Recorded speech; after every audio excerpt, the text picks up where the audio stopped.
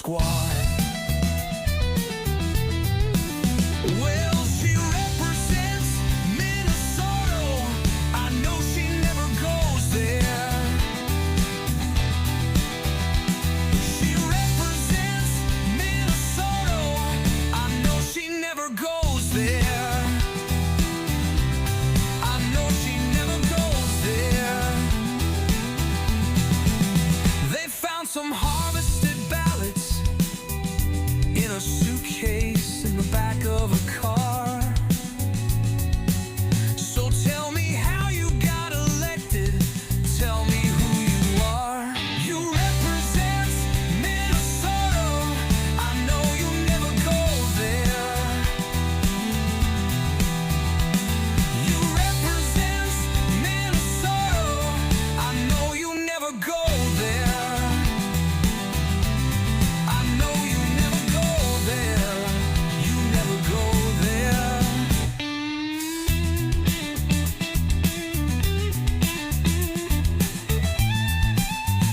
Oh, very good. Very good. Buffalo, Buffalo. Married to a rich white man now. Was he your campaign manager somehow? Used to be married to your brother. Is he still your brother?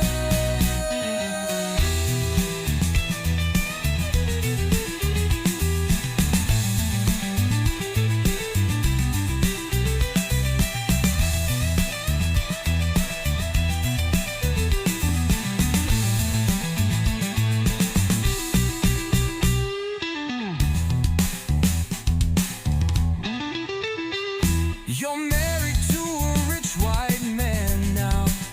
Was he your campaign manager somehow? Used to be married to your brother. Is he still your brother?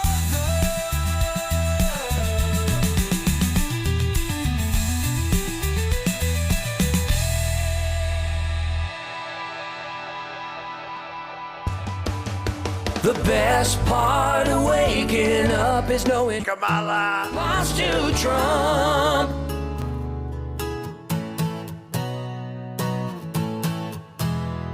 They once shook hands in the neon glow, building empires with the money flow. But the bill came due and the numbers lied. Elon turned, said I can't abide. Oh, the rockets crashed and the tweets did burn. From golden towers to bridges turned. No electric dreams, no deals to mend. They'll never be great again, my friend.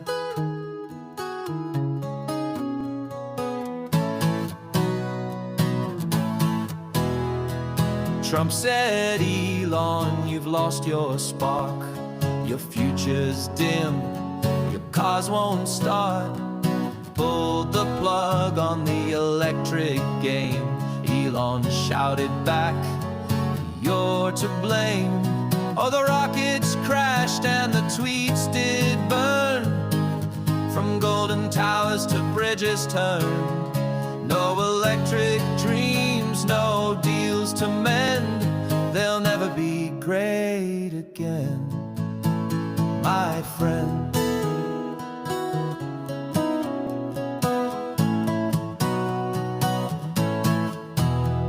From the red hats to the SpaceX flight, their bond collapsed in a single night.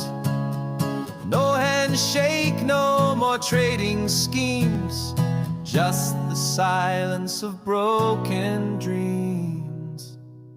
Oh, the rockets crashed and the tweets did burn. From golden towers to bridges turned. No electric dreams, no deals to mend. They'll never be great again, my friend.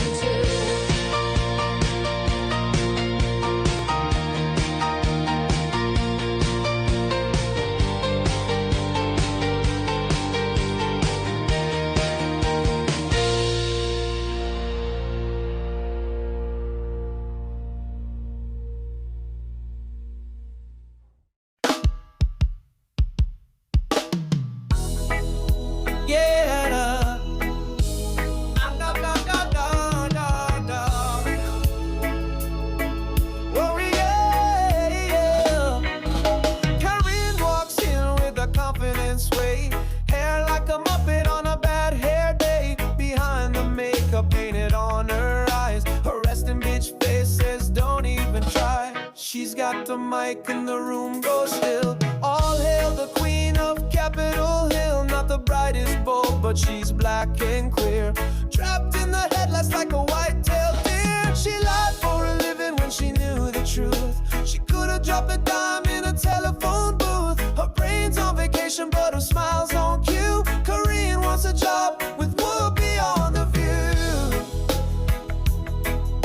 Yeah, yeah, na na na na na na na.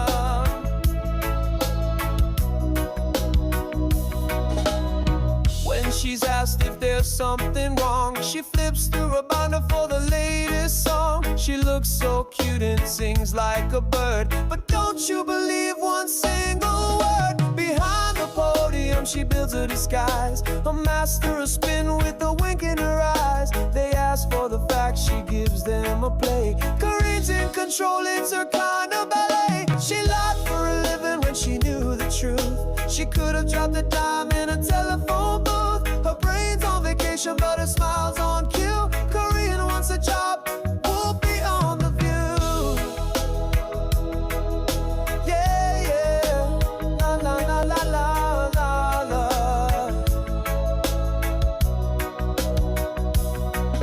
She lied for a living when she knew the truth.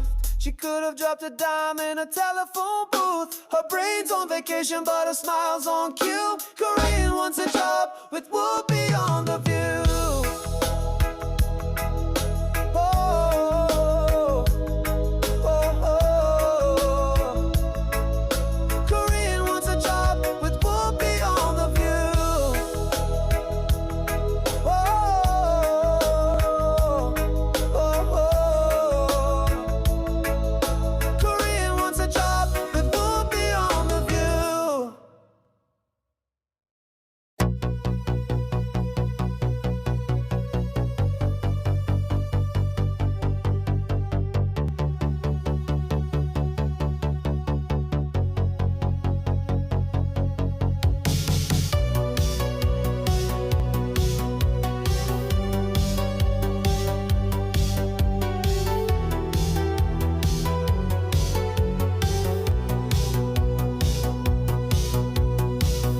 He speaks through static waves at dawn. A voice that lingers when night is gone. Twin cities hum with stories spun. John Justice rides the rising sun. Seeing a fizz in a plastic cup. Star Wars dreams keep lifting him up. Costco aisles, his sacred ground, where neon shadows spinning around. Embark on journeys in the stars, a galaxy of hope and scars. With every word a world takes flight. Justice writes in the cosmic night. The microphone is saber bright, cuts through the noise, ignites the fight. In his fortress of fluorescent beams, he crafts reality from dreams.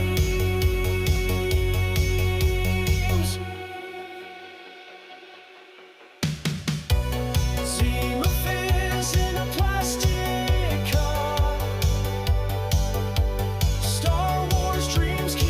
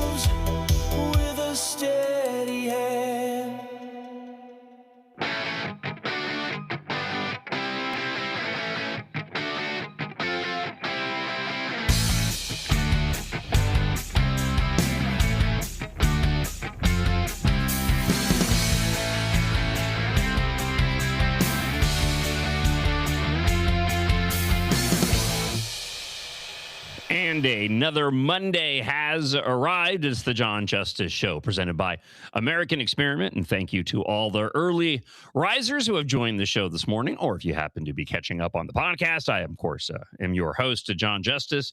We have Devin producing the show this morning. Good morning, sir. Hope you had a fantastic weekend. I hope you had a fantastic weekend as well. We're going to talk a little bit about America 250, the race that took place, the IndyCar race that took place yesterday in and around the United States Capitol. Really cool event. I'm a big motorsports fan. You probably know this, massive NASCAR fan. It was unfortunate that the America 250 race ended up overlapping with the NASCAR race, so I ended up taking in both at the same time. But we'll get into a little bit of this with Andrew Langer, president of the Institute for Liberty, when he joins us this morning, coming up at 6:30. Controversy, and we'll start the show off with a bit of this. I'll share some of my commentary regarding conservative doing that thing with my fingers, provocateur Jake Lang, his protest that took place in Minneapolis. Violence erupted, arrests ensued, and all of it was so completely unnecessary. Plus, the Minnesota State Fair kicking up this week. We'll get you an update on what's going on at the fair. Hopefully, we'll be speaking with congressional candidate Paul Wickstrom coming up at 8 o'clock this morning. We had some difficulty getting him on the show Thursday, so we're going to attempt to do that again coming up at 8 o'clock today. And as always, if you want to take part in the show, you can leave us a blast on the blaster line. Let your voice be heard at 612-584-4565. That's 612-584-4565. And you can always email me, john.justice@americanexperiment.org. A couple of items to note. Speaking of the Minnesota State Fair, American Experiment will be at the event this Saturday, the 29th. I will be there live from 11 until 1 p.m., and we've got a lot of really cool stuff that we're going to be handing out at the event. We have a wheel. You can spin.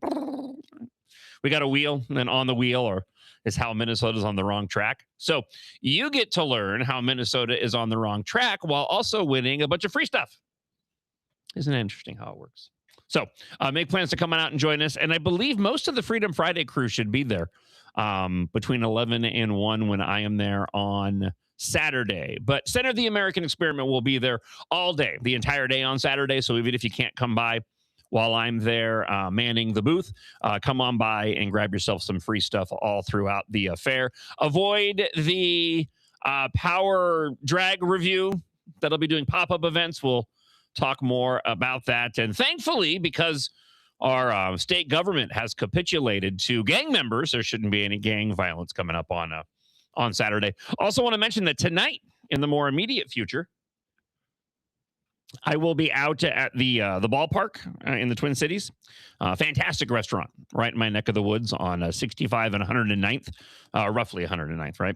I'll be there for the SD32 Republicans monthly BPOU meeting. So swing on by. They'll be doing some social and snacks at about 5:30. I believe the event gets underway around 6:30, and I'll be again saying a few words before I scurry off home to get some sleep. So if you happen to be up in Blaine at the ballpark restaurant on 65, swing on by and say hello. Always a fun meeting with that group of people.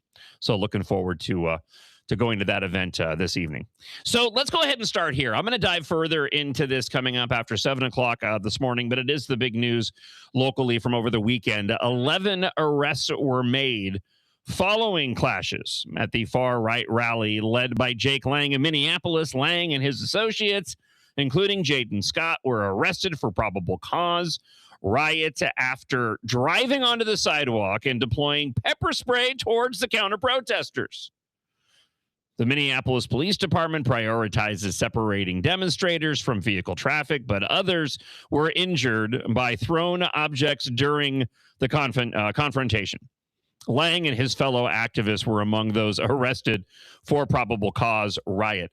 There was a lot of commentary regarding what had transpired, saying that, Jake Lang got arrested, but then frustrated that nobody else apparently got arrested. That was the narrative being put forward, that it was just Jake Lang that got arrested, and that's not the case.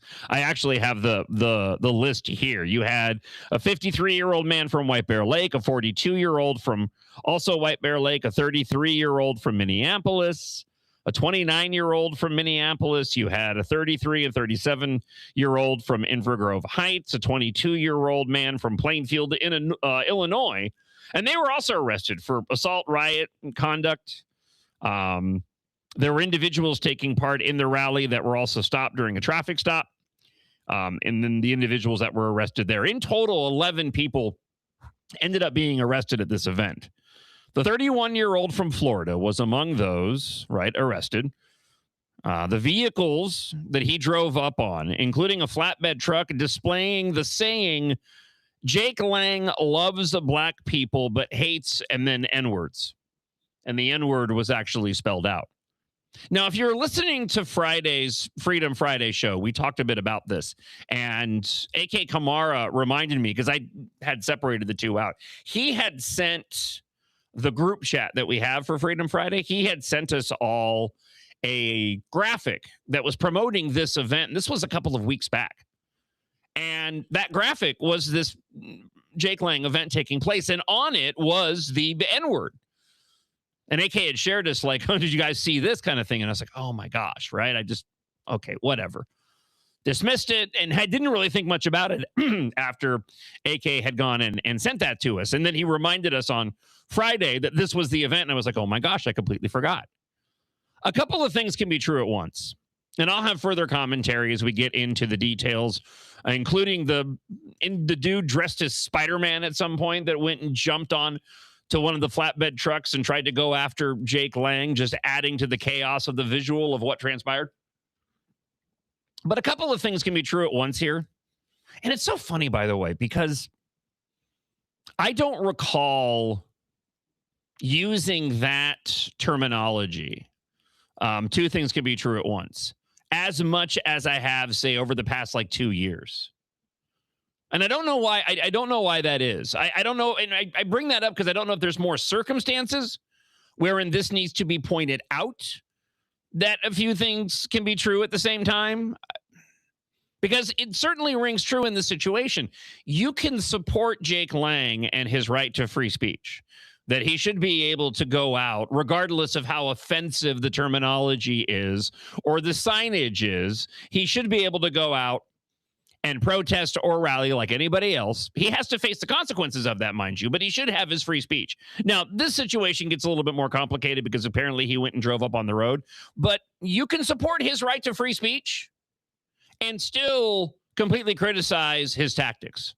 What took place over the weekend was a group of individuals on different sides of the political spectrum, all looking for attention, and they got it. The question for me as a conservative is, did Jake Lang in this event, did he do anything to support conservative causes in any way?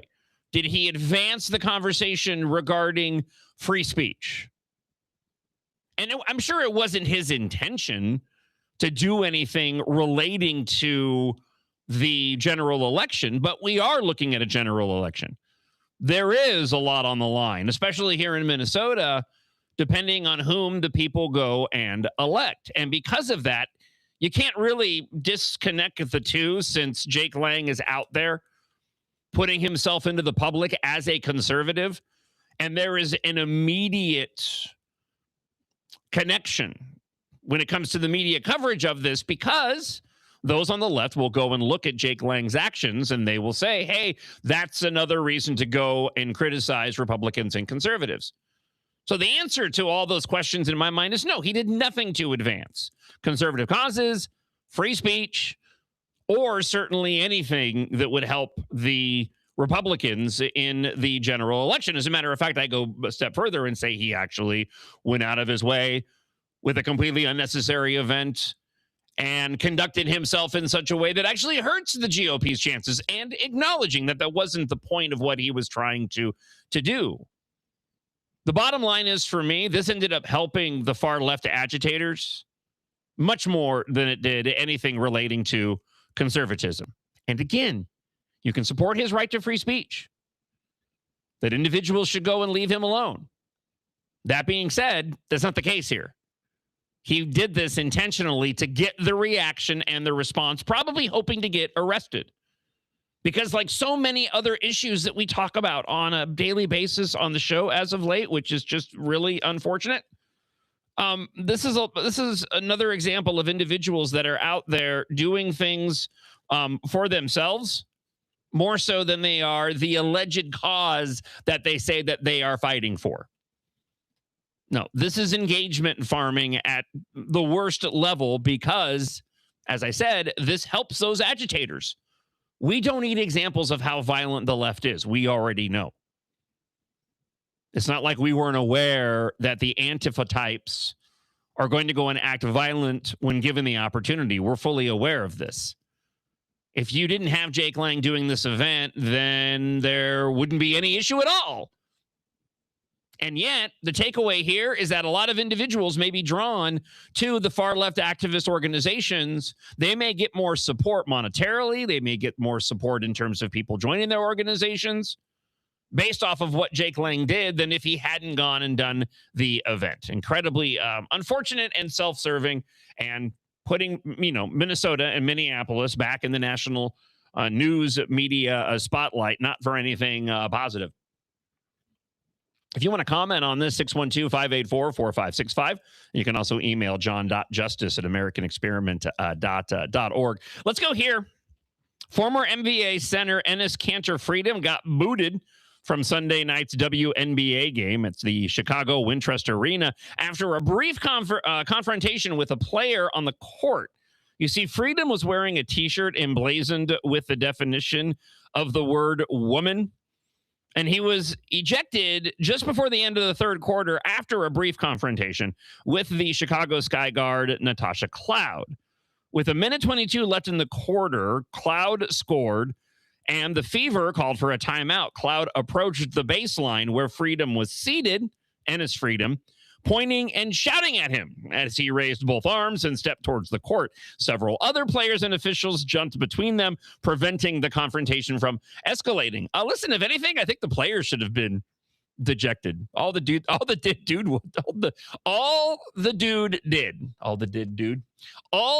did was stand up and show everybody what his shirt said. Here was some of the commentary from the announcers at this moment of controversy during the WNBA game. 6-point basketball game. Chicago staying in it. Natasha Cloud. And right before the break, this was the scene inside Wintrust Arena after Natasha Cloud got that bucket.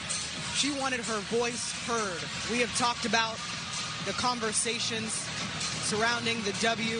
That is Enes Kanter in the building today. And he has voiced how he's felt about the situation. Natasha Cloud voicing her opinion as well. Kanter was just escorted out. By the way, this whole take by the announcer that she just wanted her voice heard. She's in the middle of a game, for crying out loud. There's going to be a press conference afterwards. Just wait until then. That's part of the point I want to make with this. So Enes had attended the game as well as the pregame rally. He was showing his support for Indiana Fever shooting guard Sophie Cunningham. Of course, she's become a popular target for pro-trans activists since she declared her support for biological women in sports and sexist-specific spaces for men and girls. The protests and rallies have followed the Fever to several recent games, and on several occasions, women and girls have shown their support either for biological women in sports or for Cunningham, have been harassed or told that that if they didn't cover up their XX-XY athletic shirts, they would be forced to leave. Now, as the Daily Wire has previously reported, Freedom had declared himself a 2027 prospect, as saying that he had reviewed the league's self-identification framework and met its retirements. Now, I have a subsequent story regarding the WNBA. They've gone and announced their new mascots, which are rather interesting. I'll give you the description of these mascots. One of them identifies as a she-they mascot. This is not a real, this is a character. This is a person in a suit. We'll get to this in a second, but it's part of my commentary relating to the fact that the WNBA, make no mistake, they are absolutely exacerbating the situation in order to bring more eyes to the WNBA. That's what's happening here. Now, listen, either Natasha Cloud, the Chicago Sky Guard, is in on it, she's encouraged to respond, or they've just been given the go-ahead to act the way that they are. Or perhaps that's all wrong and she just has zero self-control. You're in the middle of a game. I mean, what kind of professional athlete are you if you're getting that distracted by a dude standing on the sidelines wearing a T-shirt? It's another example of often when you go to protest something, you're just drawing further attention to it. If the WNBA really wanted to avoid all this and didn't like the controversy, they would be telling all their players, stick to playing the game, ignore what's happening on the sidelines, and act professional. But that's not what's happening here. And that certainly isn't the case with these WNBA new team mascots. They're playing into all of this controversy. This is an enterprise. They need to bring eyeballs to their games. The WNBA has had a difficult time for years drawing crowds, getting substantial support. You've had the players talking about the inequality of the payments of the WNBA players versus the NBA players. That's ridiculous when you consider the quality of the NBA players' game versus the quality of the WNBA players' game. Be that as it may, the WNBA, in my view, behind closed doors, they love all of this. The controversy is great. It's bringing more eyeballs to them, and therefore they're not doing anything to quell any of this controversy. And if anything, they're doing everything they can to, without being blatant about it, take advantage of all of the coverage that they've been currently getting over these potential controversies. All right, we'll continue with this. We'll talk about the WNBA virtue signaling. So hard they're going to break a wrist, according to some commentators. Also, an update on Iran. The Iranian parliament speaker says that we are hungry and we cannot survive, are the economic sanctions of President Donald Trump and the Department of Defense actually working when it comes to Iran. We'll give you the latest details. So Mike Pence was on Fox News over the weekend talking about what he wants to see done regarding Iran. Also, Supreme Court ruling will allow the ballroom construction to continue. A lot to get to here in the first hour of the John Justice Show, presented by American Experiment. Andrew Langer, the president of the Institute for Liberty, will join us coming up in less than 15 minutes from now. We'll get to your blast at 612-584-4565. And, of course, the email is john.justice@americanexperiment.org. Now, for a bit of a recap of some stories that you might have missed through the end of last week and over the weekend, here is a weekend update courtesy of our friends here at American Experiment, Alpha News, here on the John Justice Show. Here's a look at some of the top stories this week at Alpha News. Derek Chauvin is seeking dismissal of his charges in the death of George Floyd in a new bombshell filing alleging unlawful and fraudulent conduct. In the petition, attorney Greg Joseph argues that Chauvin's due process rights were violated because a grand jury was never convened to review the charges. Joseph also argues that Governor Tim Walz's appointment of Attorney General Keith Ellison to lead the prosecution was itself unlawful. After taking over the case, Ellison added the more serious charge of second-degree murder.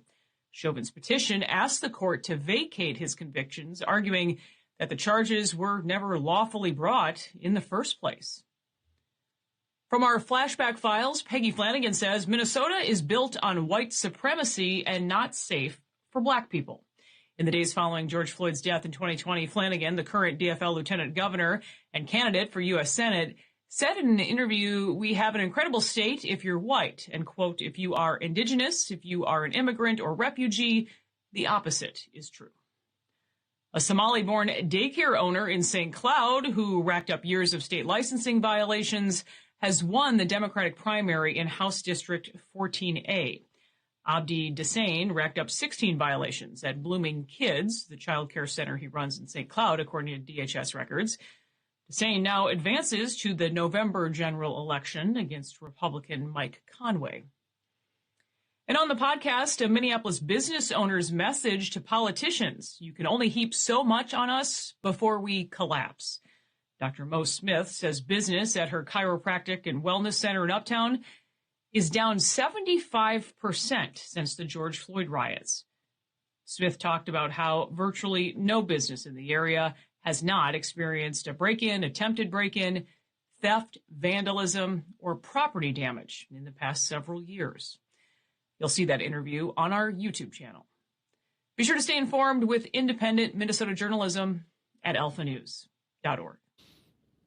Liz Collin from Alpha News with a bit of an update. Those stories are available at alphanews.org. Let's go back to the blaster line here on the John Justice Show, 612-584-4565. Hey, John. Brandon Cumsgrove. Jake Lang. He can just go crawl in a box and shut up. The guy's an idiot. He's a radical. He's a moron. He did nothing to help us. I was so irritated and frustrated hearing he was coming.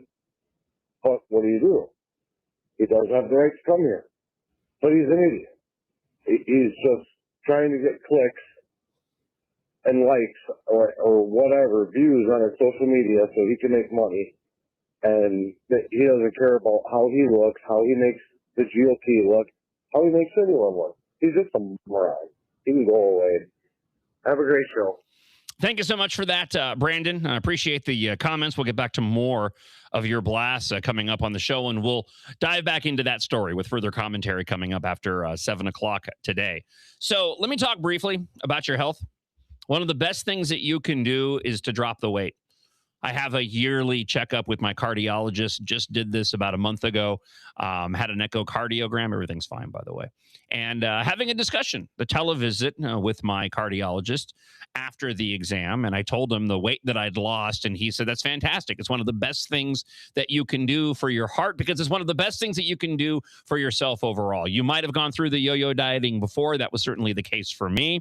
You lose a few pounds, it all comes back on, and sometimes even more. That can all stop today with this amazing program at NutriWave.us, NutriWave.us. It turns on the fat burning, and it reignites your energy. It's all natural. There's no pills, and there's no shots. I did a round of this at the end of June into July. I actually went on my road trip with Kyle while on the diet. I lost 22 pounds and kept the weight off even when my first round of the NutriWave program was done. And I was so thrilled with the results and how my relationship with food changed and how I was back to eating the food that I wanted to eat, but I wasn't putting any weight back on because I had better respect for what I was eating and the portions that I was eating. So much so that I'm now in the middle of doing a second round on the program. When I started the NutriWave program, I was 262 pounds. Today, I am 236 and still losing weight. I feel better than I have in years. I'm rejuvenated. I have more energy and more excited every day to come in and do the show. You can take advantage of an almost $300 value, which includes a Truth Metabolic session and also a red light therapy session completely free. All you have to do is call NutriWave today at 952-260-1965. That's 952-260-1965. Mention the keyword strike, and that potential $300 value gift could be yours. Take the next step today. Just results, no pills and no shots. With NutriWave, there's nothing else like it. Results may vary. NutriWave is not a medical treatment. Consult your physician before starting any new weight loss program. And now, here's commentary on the latest issues facing Minnesotans from the hosts, policy fellows, and guests of American Experiment. I don't think any other state has this besides Minnesota where, okay, number one, you can vouch for up to 8 people. Yeah. But then we also have same-day election registration, and we don't have provisional ballots. So those elements all combined together. Other states that have same-day voter registration have a provisional ballot. And so when you register to vote, typically, if you're doing it in advance, your registration is checked so that when you actually go to, vote on election day, you've been vetted by the state in some way. But when you have same-day registration, obviously there's not time for that to happen. And so your vote gets counted immediately. It gets put into the pool, and it's never coming back out. Other states, they will have same-day registrants use what's called a provisional ballot. And so, they cast their vote, but it's set off aside, and it's not actually added into the mix until their registration has been verified, which makes sense. Minnesota doesn't have that. If you would like to support the John Justice Show, become an advertiser. Competitive rates for both personal endorsements and standard ads are available. For more details, email john.justice@americanexperiment.org. The new video that he posted over this last weekend showed O'Keefe disguising himself in traditional Muslim clothing and then entering a polling place in Minneapolis using the name of a registered voter in that precinct. Now, currently under state law, a registered voter can vouch for up to 8 other people on election day. their votes, these 8 people who are vouched for by one person, get counted immediately. There's no question. They're not held back in any kind of way. There's no other check that happens. If you walk in on election day and you are not registered to vote, you can have someone next to you saying, I vouch for this person, that they live in my precinct and they should vote. And that, that's the end of the discussion. The exact quote from the election worker in this video was, quote, you can vouch for them as ID for them. You are the ID.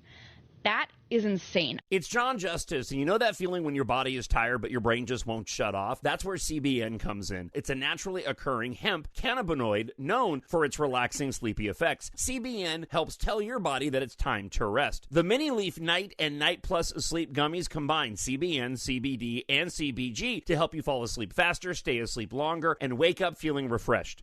All the special interests are represented in St. Paul. But who speaks for you? Center of the American Experiment does. Our policy fellows dig into the tough issues that matter to you and offer common sense solutions on education, taxes, crime, and energy. American Experiment is the trusted, nonpartisan voice of Minnesotans like you. We are working every day to make Minnesota a better, safer, more prosperous place. We are American Experiment. Go to americanexperiment.org to learn more. Free shipping is available this month at MINNELEAF.com. Taste happy at minileaf.com. Hey, John, Dale, and Albertville. I just recently found your show again. I was really happy to be able to listen to you again. First thing I did is went and signed up for a monthly donation to American Experiment. Hope your life continues going up. Have a good day. Bye. Thank you, Dale. Glad you found the show. Remember, you can watch the show live at MN Think Tank, also on Facebook and YouTube for Center of the American Experiment, and get caught up on the podcast as well. And, of course, listen live. Download the free MIXLR app, the MixLR app, where you can listen to the show live there. The podcasts are also loaded into that app on our profile on MixLR and across all podcast platforms. And you can watch the replay, Facebook and YouTube, and also on Rumble as well. Leave us a comment. Let your voice be heard at 612-584-4565. Good morning, John. The demonstration over the weekend with this Jake idiot just shows one thing for sure. The conservatives will criticize ourselves and distance ourselves from morons like this. The left, though, if this was a liberal demonstrator, would support him, i.e. the DSA, and they will rally around the farthest left person. Conservatives, we're distancing ourselves because we're acknowledging what a weirdo this guy is. Yeah, it is unfortunate that we have individuals whom you typically would go and agree with on the issues, and a person who has a platform and has grown a large fan base. But all too often when that happens, those individuals, they end up becoming victims of their own creation. And in order to go and maintain the level of viewership that they have to increase the ridiculousness of their commentary to keep building up that audience. And then they end up building a brand new audience that's based off of their, in this case, abhorrent behavior. You see this happen all the time. It happens on the left too. It's unfortunate when it happens on the right. Thank you for the comment. 612-584-4565. Canada's only WNBA franchise. So they want to get in on all the controversy, to the point I was making a moment ago, the WNBA. The Toronto Tempo. They unveiled 2 new official mascots this week, including a DJing snapping turtle who uses she, they pronouns. Dot the Arctic hare, so that's a rabbit, and Dez the snapping turtle, that's D-E-Z, made their debut last week during a halftime event at Tempo's game against the Indiana Fever. The timing was particularly notable because Fever's star, Sophie Cunningham, has emerged as one of the WNBA's most outspoken critics. Again, another story from the Daily Wire. Maybe it's Dez, maybe not D's, maybe it's Dez, D-E-Z. Dez and Dot have completely different personalities, but they're better together. This is according to Whitney Bell. She's the chief marketing officer for the Toronto Tempo. One knows when to slow things down. The other knows when to turn up the energy. According to the Tempo, Des uses she, they pronouns and is a borealis blue snapping turtle from Muskoka, Ontario, who DJs in her spare time.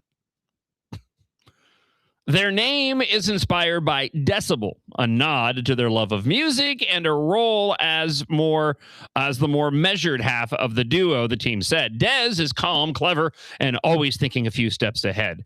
A Taurus who spins on the ones and twos in their spare time. Dez's secret talent is snapping. They also have a particular fondness for soft shell tacos. Listen, I'm fine with all the background. I know that this is nothing but marketing for these teams, and they often go and give detailed backgrounds and descriptions of these individuals. But the fact that they gave them she, them pronouns, she, they pronouns, it tells you all you need to know about what the actual focus here is. Many have speculated that Des identifies as non-binary, which could be true, but the Tempo has not referred to it that way. The WNBA is virtue signaling so hard they're going to break a risk, said one social media user. The LGBTQ plus focused outlet Them also took notice, describing Des as butch and saying the Tempo's press release introducing the mascots reads like a novella and a very queer novella.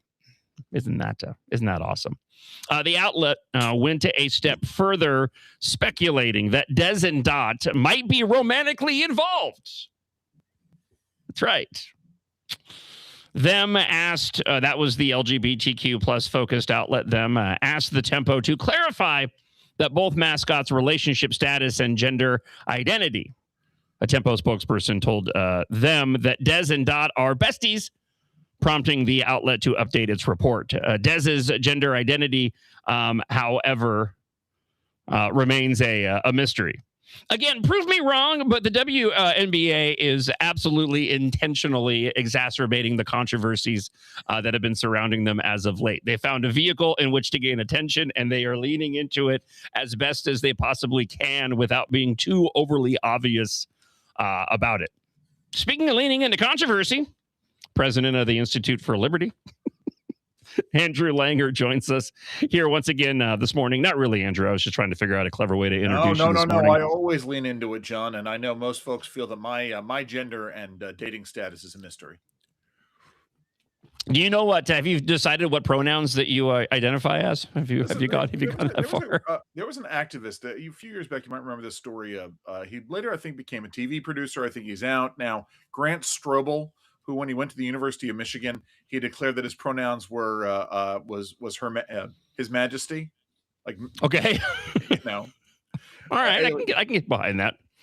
I'm convinced, by the way, as I just mentioned, I'm convinced, man. The WNBA is they're leading into this controversy so hard. I think I agree with you. I mean, right? If it's like the old adage in news: if it bleeds, it leads. This is all the attention. The problem, of course, with that kind of attention is that eventually, folks realize that it's just shtick, and the backlash will be something fierce. They don't have a listen. It's one thing to sort of emulate P.T. Barnum, but there really was only one P.T. Barnum. And so only one Donald Trump. And so at some point, if you'll go a certain distance trying to emulate these people. But if you don't have the secret sauce, it's not going to last.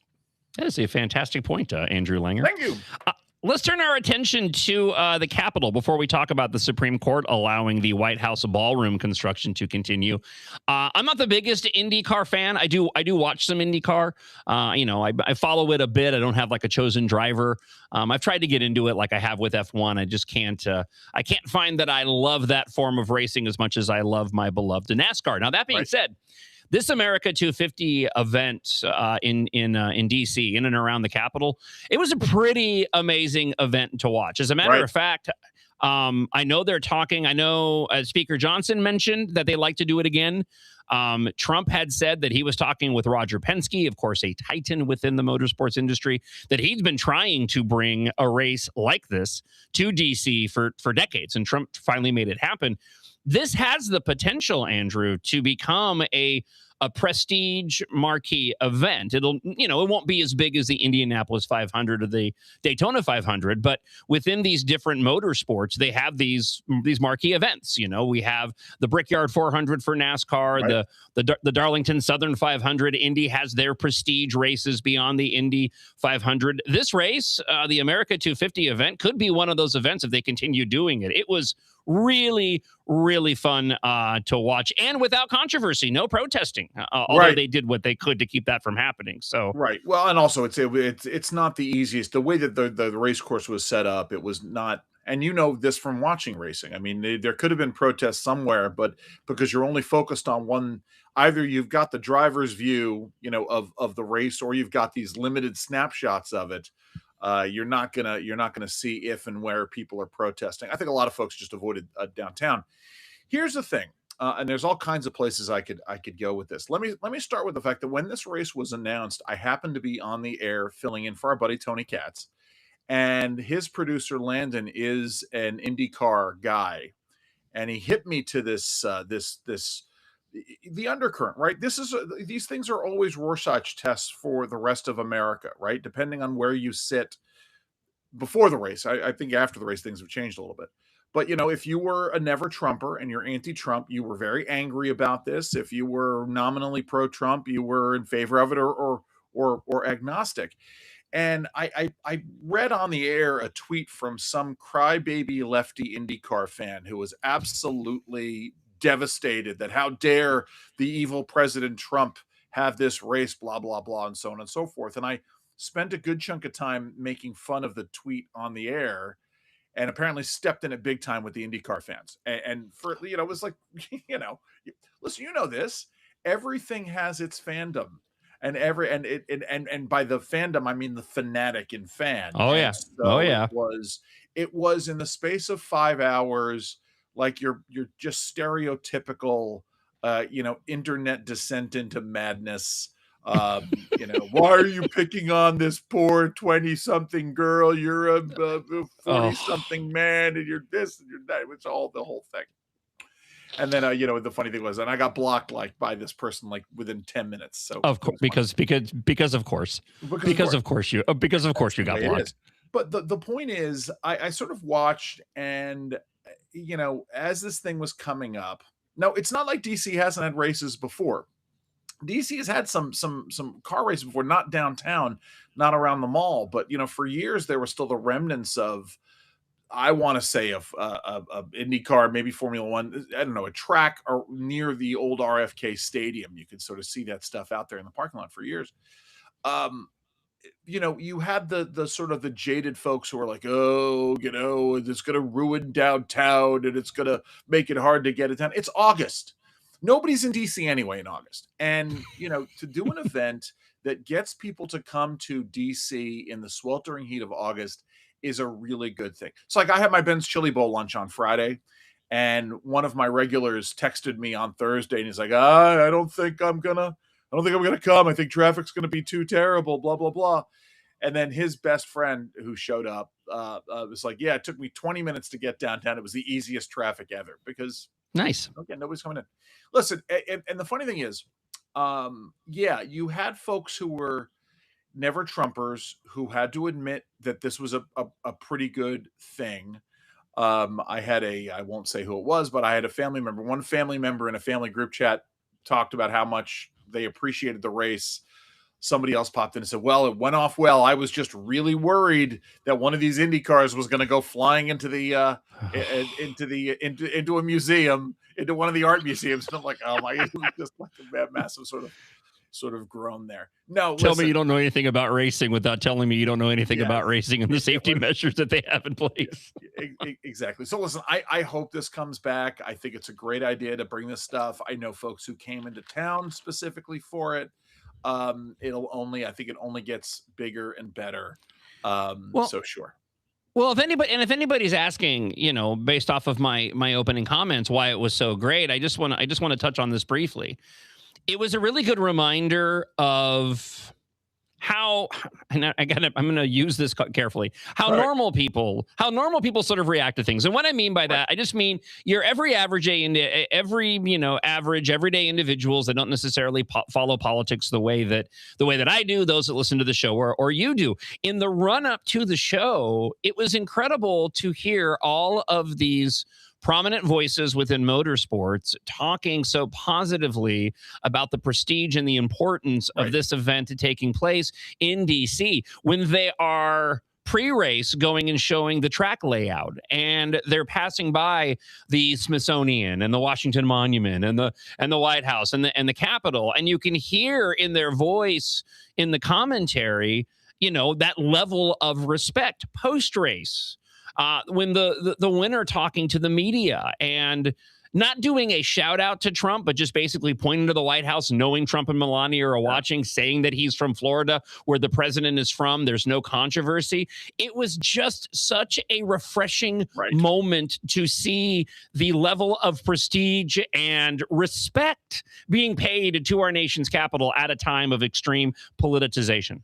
Well, right. And what happens when you take the politics out of it? And let me contrast that with the Great American State Fair, which, because the various states were participating and because you have political leaders in those states, became a political thing. And it became a whole sort of political issue as to which states are going to send delegations and what they're going to send and who's going to participate and how they're going to participate. And so the goal was to ruin it, right? That was just it.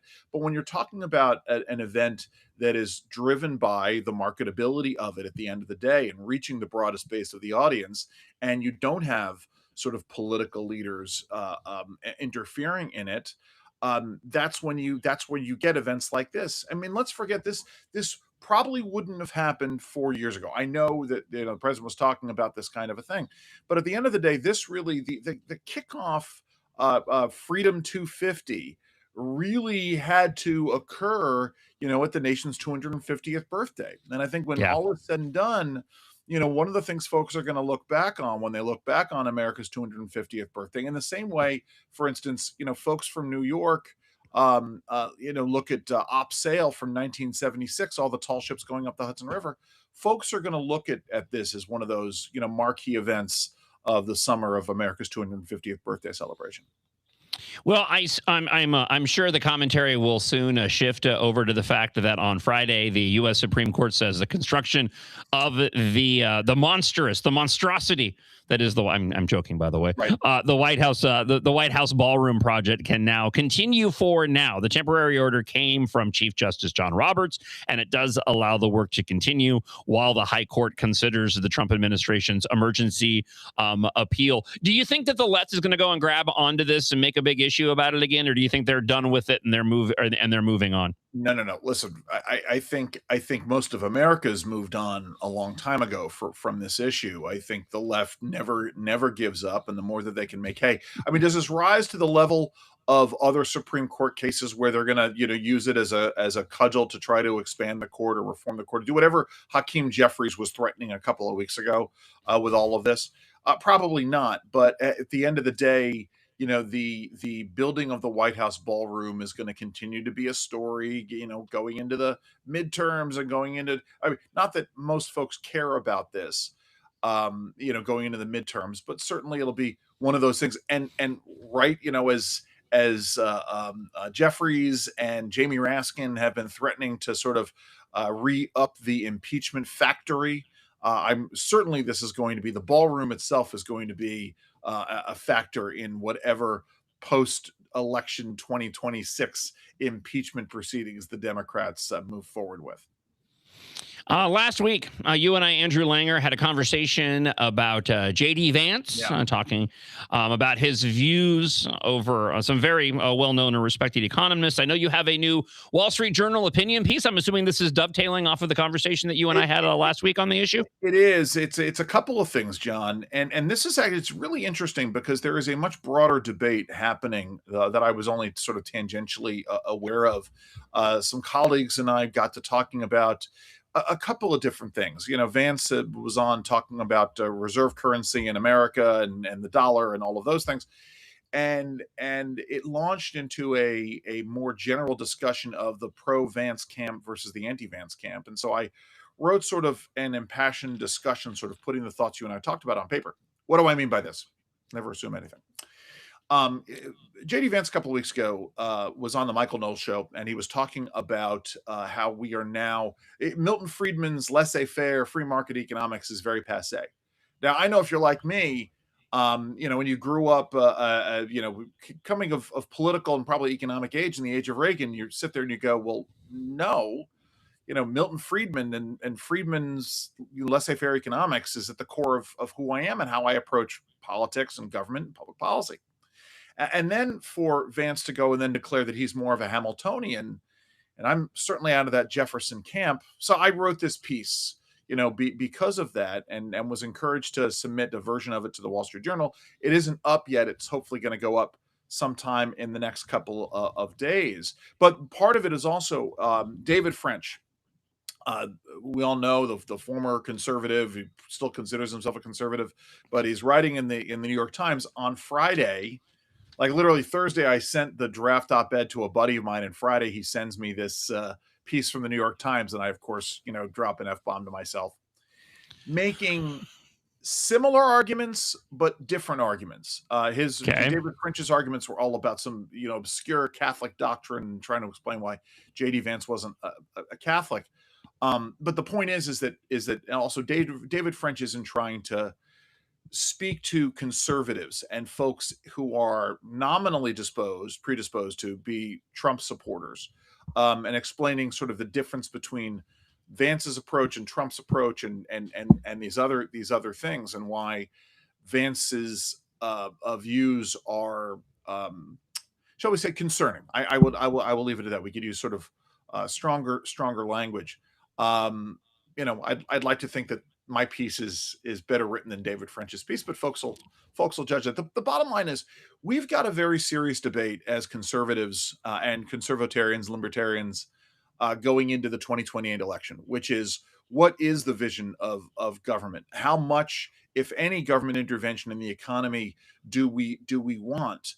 And what does it mean when J.D. Vance talks about government intervention in the economy, via the lens or through the lens of Christian guardrails, whatever that means, which is what he said on the Michael Knowles show. And so we need to be asking ourselves these questions. And again, I contrast that with what you and I talked about last week, which apparently has now been memed everywhere, which is, for instance, and I'm not saying that I'm all in for Marco Rubio going into 2028, but Marco Rubio's comments about not following RFK Jr.'s Maha diet of protein and sauerkraut, and liking his Pop-Tarts from time to time. I think if you poll the average conservative, they're going to say that they favor an environment in which an American is free to go out and get, a Big Mac, Pop-Tarts, and some Diet Coke, as opposed to having somebody sitting in Washington, D.C., being very prescriptive about what they're eating and what their behavior is. How much do you think, Andrew Langer, how much do you think the 2028 presidential election plays into the comments coming from Vance and Rubio? Do you think this is more of just they're sharing commentary, their views on these particular issues, or do you think there is a bit of framing for these individuals moving forward, knowing that they may be running against each other in a primary heading into 2028? Election 2028 starts in about 12 weeks, right? I mean, I never do math on the air, John. You know this. I don't know how many weeks it is between now and the midterm election day in early November.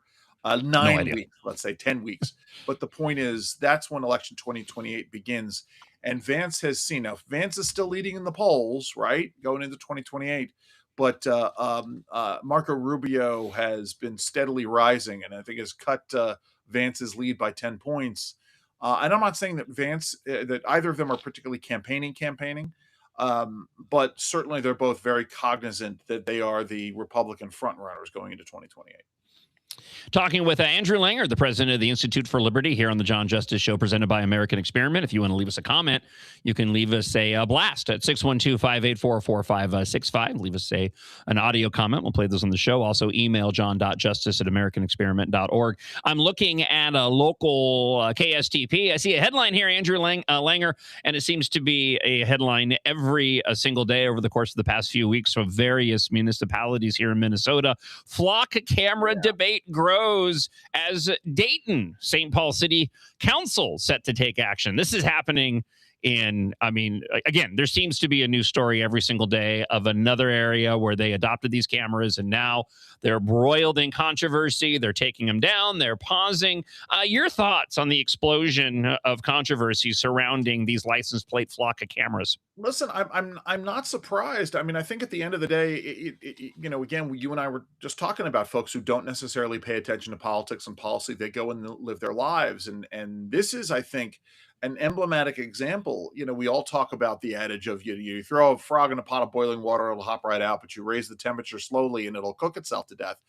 I think this is what we've seen with the issue of the flock cameras. In this gins on sort of the Ring camera issue, right? Which was this idea of, Ring was giving cameras to municipal police forces and then they were giving them out to people. This is a little different because there's sort of the active monitoring side of it. It gets into, John, I don't know if a couple of weeks ago I think we did talk about my interview with Margaret Hu and my discussion with Wayne Cruz at CEI about the issue of AI, and my fears about AI are not really about AI stealing our jobs or AI turning all of our kids into gay perverts. My concern is AI being used as part of the surveillance and enforcement state, because what happens is you combine the AI works because of mass data, right? And I'm not saying mass data collection, though that's what this is. But the whole reason why you talk to ChatGPT about what it is, and it'll tell you. I read everything and I digest stuff very quickly. So if you're putting together massive databases of license plate readers, it used to be the police force law enforcement didn't have the technology to sort of paint a picture with that. Now with AI, it's very easy to paint those pictures. And so in the same way that a lot of us, I don't know where you are, John, on the issue of speed cameras in law enforcement. I'm fine nominally with speed cameras, but not when they're used to generate, revenue for Right. municipalities as opposed to safety and security. This issue of license plate readers and the collection of that data and the use of that data, that's very disturbing and distressing. And you combine it with, getting rid of paper currency and requiring digital currency for people. And I don't want to get all conspiracy theory on you, but when you take the ability to make choices out of consumers, out of the hands of individuals, and you sort of put it in the hands where everything they're doing is being watched constantly. And we can get into how this is already being done by corporate America. Sure. But listen, this is, if you were concerned about the need to have a vaccine record before you could go out and do stuff, during COVID, you should be very concerned about the mass deployment of flock cameras and more to the point, the collection of that data and how that data is being used. Well, and you make a good point, and it's relevant relating to this conversation: the rise of AI, privacy, flock cameras. But going back to the speed cameras you mentioned, I'm kind of with you along the same lines. As long as it's not being used as collecting revenue, if it's done appropriately, I'm okay with it. But we had similar conversations again when that technology emerged, because there were concerns over the constitutionality of it, whether or not you are having this is an invasion of privacy. And now we're at this point relating to AI where we have to look at this, unfortunately, through that slippery slope lens. What kind of precedent are we setting now using this technology? And is it going to open the door for other means of using this technology in order to go and regulate us? I don't think people understand yet exactly where AI can go and what it can do, it will reach a level where you could have a monitor in your car. You could have AI examining you on a moment by moment basis and basically determine you are too upset to be driving your automobile, and it shuts it down or tells you you have to get off the road within a matter of minutes. And so we have to have these conversations, Andrew. At 100%, John. That's exactly what we need to do. Is we need to have this understanding of, where is the expectation of privacy, and that's essentially what this Professor Margaret Hu, William and Mary, H-U is how you spell her last name, Margaret Hu. She's written a book about AI, and she and I chatted about this, the Lunch Hour podcast about a month ago, and it always comes down to, if there is a general expectation of, in terms of the relationship between the government and the individual, there is a precedent for X, the expectation of privacy in this sphere, the expectation of privacy in that sphere, the role of due process, right? If there's the expectation of due process, then it should apply, right? If as you and I have talked about, if the Second Amendment applied to a full bore musket, 250 years ago, because that was the technology of the time, or if the First Amendment applied to the printing press, and we know it applies to, what you say on TV or the radio or your computers or on the internet in a wonderful podcast by American Experiment, then the same things apply down the road. It's essential, Aristotelian logic there. It's geometric logic. Andrew Langer, president of the Institute for Liberty. We will wrap up our conversation there. What have you been involved in that those that have been enjoying our little chat can go and check out? Speaking of which, I have a new episode of the Lunch Hour podcast goes up today. This is my Washington Signal weekly podcast, deep dive into public policy. I sit down with Elizabeth Nolan Brown from Reason, and we talk a little bit about AI. We talk about COSA, the Kids Online Safety Act. What could possibly go wrong if state governments force companies, if you are an adult, to keep massive databases of adults signing up for, shall we say, more adult content on the internet? What could possibly go wrong with that? And then, of course, please keep your eyes peeled. Please keep your eyes peeled for this this op-ed. It'll be my first ever in the Wall Street Journal. I'm very proud of that. Congrats. If you're not following me on X, thanks. Follow me on X at Andrew_Langer. Oh, by the way, when you follow me on X, I did Newsmax yesterday. I seem to be doing Newsmax, once a weekend these days. I've become kind of a utility infielder nice for them. So it's so if you're following me on X at Andrew_Langer, you'll see it all. Yeah, a much larger establishment than this little show. So Andrew Andrew Langer, man, it's always certainly yes. It's always always great to hear from you. Thank you so much for the time this morning, my friend. Take care, bud. See you later on. Coming up, we are going to get you up to speed on the Minnesota State Fair. Get you caught up. A couple of items we've talked about: the issue of the potential for gang activity. Of course, capitulation has taken place there. We don't have to worry about it nearly as much. And also the drag review show, which isn't going to be.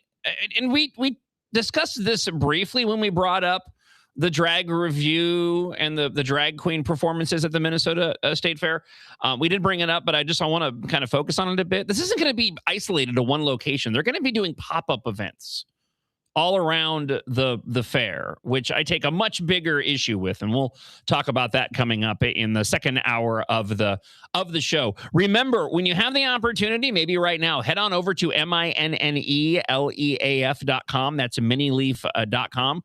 Locally run and owned by Eric and his wife, and their mission is for you to live a better life through their products, and I can certainly vouch for that. The Mini Leaf Night Gummies are my go-to every single night to ensure that I get a good night's sleep. Mini Leaf is all about being local too. They're packaged here locally. The company they use is out of Brooklyn Park. The Spooky Mini Leaf Tonics, delicious alternatives to your alcoholic beverages. Those are brewed right here in Eden Prairie. So whether you're looking for the night gummies, the tonics that I mentioned, the Triple Diamond Pain Cream, the delicious chocolates that my wife loves, the fun gummies, you will taste happy at MINNELEAF.com. That's minileaf.com. And now here's commentary on the latest issues facing Minnesotans from the hosts, policy fellows, and guests of American Experiment. For more content, head on over to the center of the American Experiment's YouTube page or at americanexperiment.org. And there were posts circulating on social media from members of these gangs saying that basically they were going to continue that line of violence at the state fair this year. And thank God, law enforcement perked their ears up. And so now officials in Ramsey County are working with the Minnesota Attorney General's office to look at using a very, very rarely used state statute called the Minnesota Civil Gang Nuisance Law to try and prevent that violence from happening. The law would allow officials to sue gang members and prevent them from associating, intimidating, annoying, provoking, or threatening others in and around the state fairgrounds between August 27th and September 8th, 2026. So they're asking basically a judge to issue an injunction and allow them to use this statute. If the injunction is issued, they would have the legal authority to proactively detain gang members listed in the suit who violate certain conditions, such as associating with one another at the fair. And this is brilliant because otherwise law enforcement is only able to do something after a crime has taken place. This is something they could do on the front end to prevent it from ever happening. It's John Justice, and you've probably gone through the yo-yo dieting. That was the case for me, but not anymore. You lose a few pounds, it all comes back, and more. You lose a few pounds, and it all comes back, and even more. If that's been your life, NutraWave was built for you. It certainly was for me. I've lost over 25 pounds on this amazing program. NutraWave turns on the fat burning, reignites your energy, and it's all natural. There's no pills, there's no shots, there's no excuses. It actually helps you change your relationship with food just through the process of the program. 31,000 people across the metro have tried everything else, and NutraWave is where they got their life back. And NutraWave is accepting a limited number of new people. So call and mention the word strike, and you get a $272 value Truth Metabolic Scan and a red light therapy session. I've done it. It's incredibly effective. Nothing to lose and everything to gain, but you're going to lose the weight and you're not going to put it back on. Individual results may vary. So call today at 952-260-1965. That's 952-260-1965. Remember, no pills, no shots, just results. NutraWave, there's nothing else like it. Results may vary. NutraWave is not a medical treatment. Consult your physician before starting any weight loss program. Support the John Justice Show. Become an advertiser. Competitive rates for both personal endorsements and standard ads are available. For more details, email john.justice@americanexperiment.org. It's baffling how you can get to the conclusion that, no, actually, the more people that are dependent, so desperate, and it's such a hard situation that they need the state government, the more people in that situation is a good thing. Right. Well, not only is it ideologically unwise, in my opinion, to be trending that way, but our budget can't handle it. This is a completely unsustainable path that we are on, even with how much our spending has already grown. It's still growing on this area of welfare programs. And that's where you get back to this idea of a ticking time bomb. Think about it. A famous politician once said, "You're entitled to your opinion, but you are not entitled to your own facts." But in a world full of AI and fake news, where can Minnesotans find the facts? Center of the American Experiment is Minnesota's go-to source for fact-based analysis and common sense solutions for taxes, energy, public safety, and our kids' education. Visit AmericanExperiment.org for more information. Think About It is brought to you by Center of the American Experiment, Minnesota's think tank.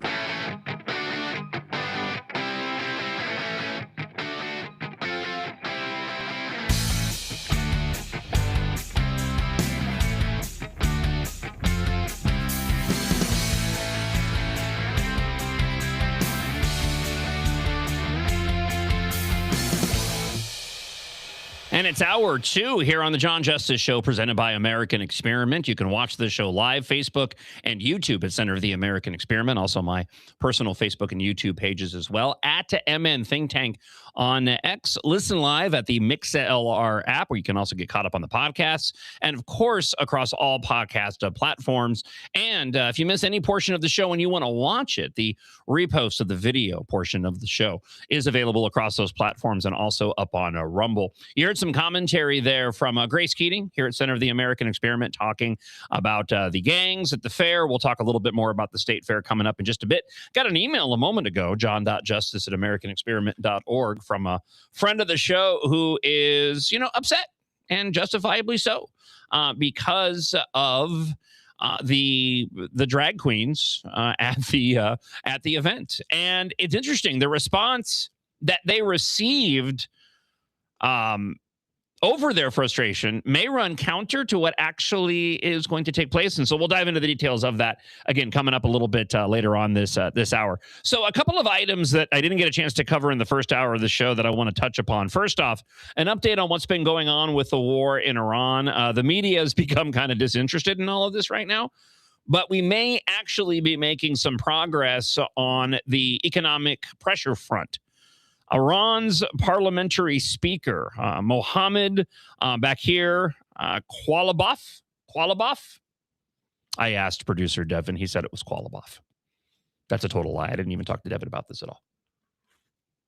I don't want to go and throw him under the bus. I'll take the credit if you're right, though. Okay, cool. Well, if I'm right and it's Qualibaf, I guess the real question is, do any of us really care? I don't. He's part of a murderous regime. He warned the country's economic crisis could threaten its national security and political stability. He emphasized the need for economic growth, investment, and increased domestic production to ensure Iran's resilience, stating that military power alone cannot guarantee the survival of the state. An uprising in Iran could be the key to winning this war. It's what I've been talking about since the start of Operation Epic Fury and the ongoing efforts by the Trump administration and Pete Hegseth and the Department of War to keep Iran from developing a nuclear weapon, to set the people of Iran free from the murderous regime, which has taken longer than I think the administration had hoped, and I think a lot of us had hoped. The comments, though, represent striking acknowledgement from inside of Iran's leadership that the country's economic crisis could threaten its ability to maintain national security and political stability. Qualibaf said military power cannot be separated from economic strength, describing the security economy as two wings that depend upon another. You cannot fly with one wing. You know, more profound words probably will not be spoken on the show today. If you take anything away from today's show, or if we were naming the podcast, it should be called "You Cannot Fly with One Wing." You're just going to be flapping it. Just be flapping that one wing. Without security, Qualibaf said, investors will not risk their capital, but without economic growth, domestic production, and sufficient income for ordinary citizens, the government cannot sustain security indefinitely. Now, his message was straightforward. Missiles and military power alone cannot guarantee the survival of the Iranian state. For Iran to remain strong, Qualibaf said the government must also provide an economy capable of supporting its people, and without both, he warned, Iran will not be able to endure. So, again, war is hard, just like selling books is hard, if not harder.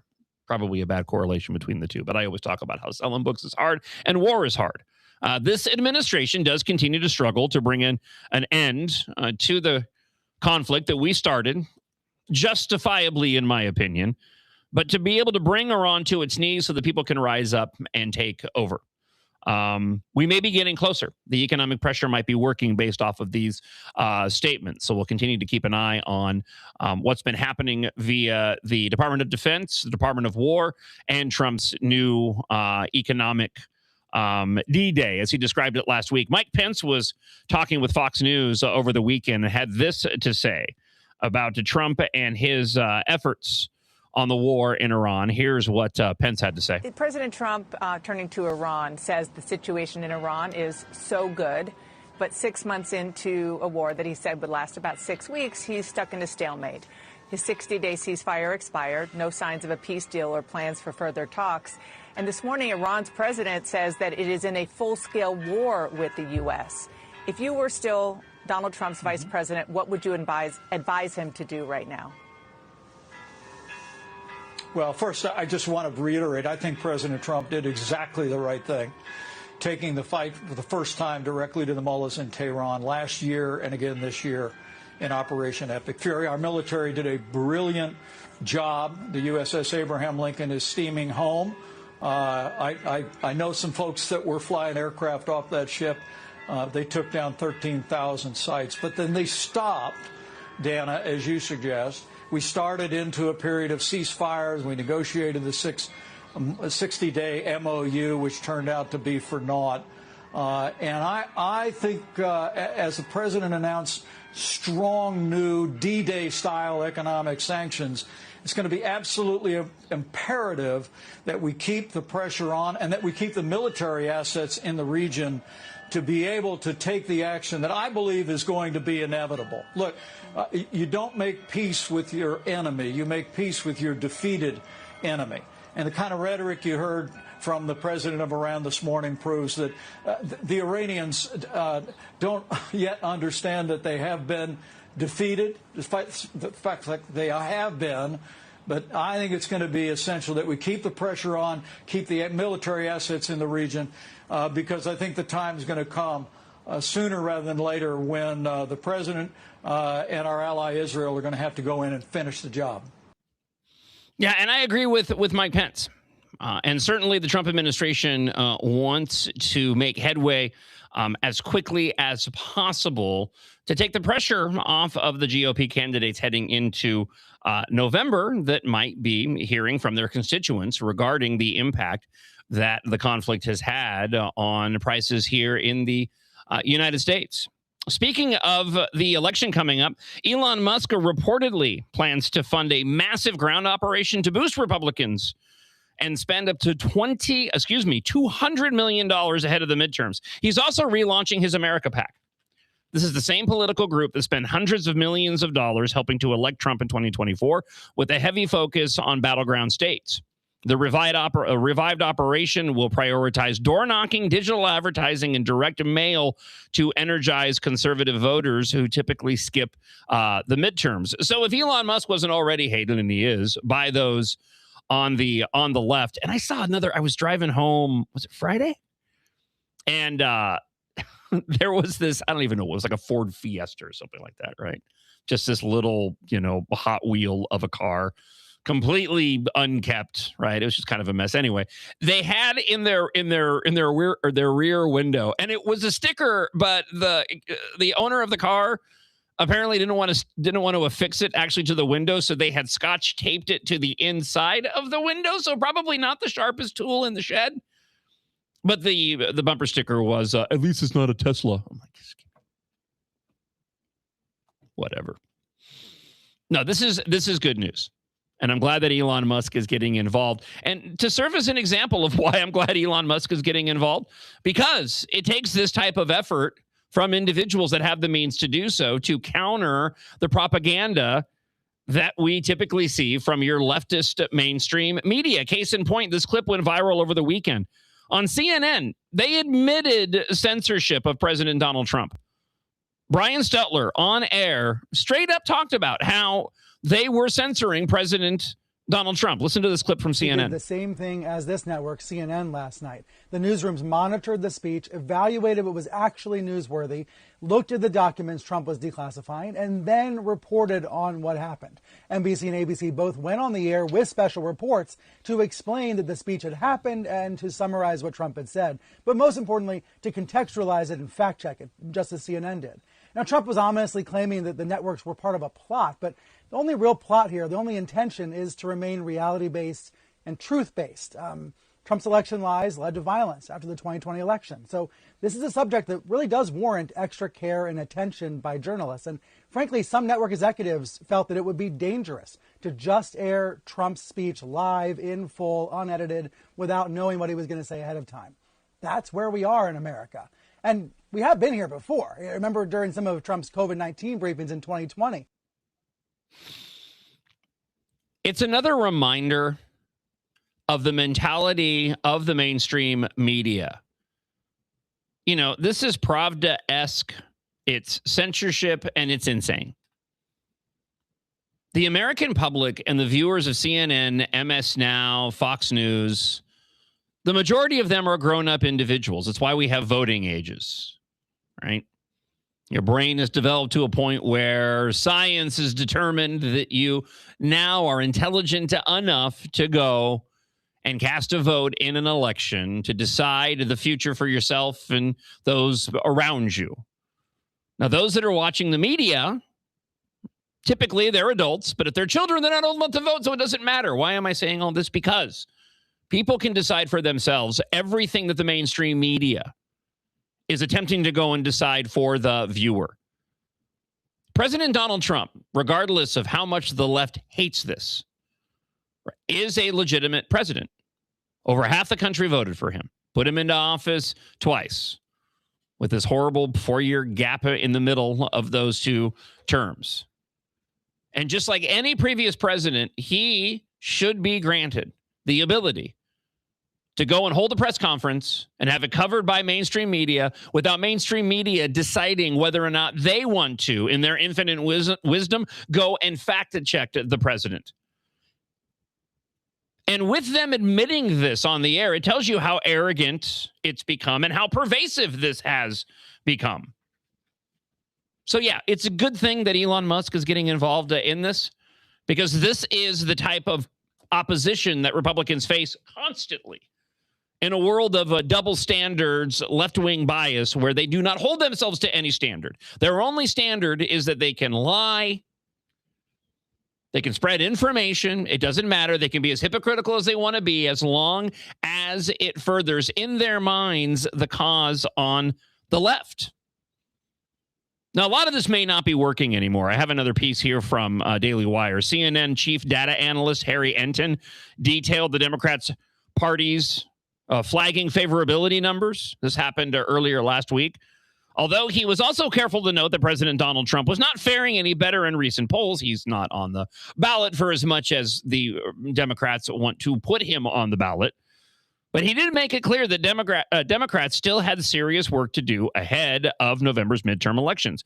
What Enton did not address was the wide ideological chasm between the Democrats who ran and ultimately flipped a number of seats in the 2018 midterms and the Democrats who secured primary wins in the 2026 cycle.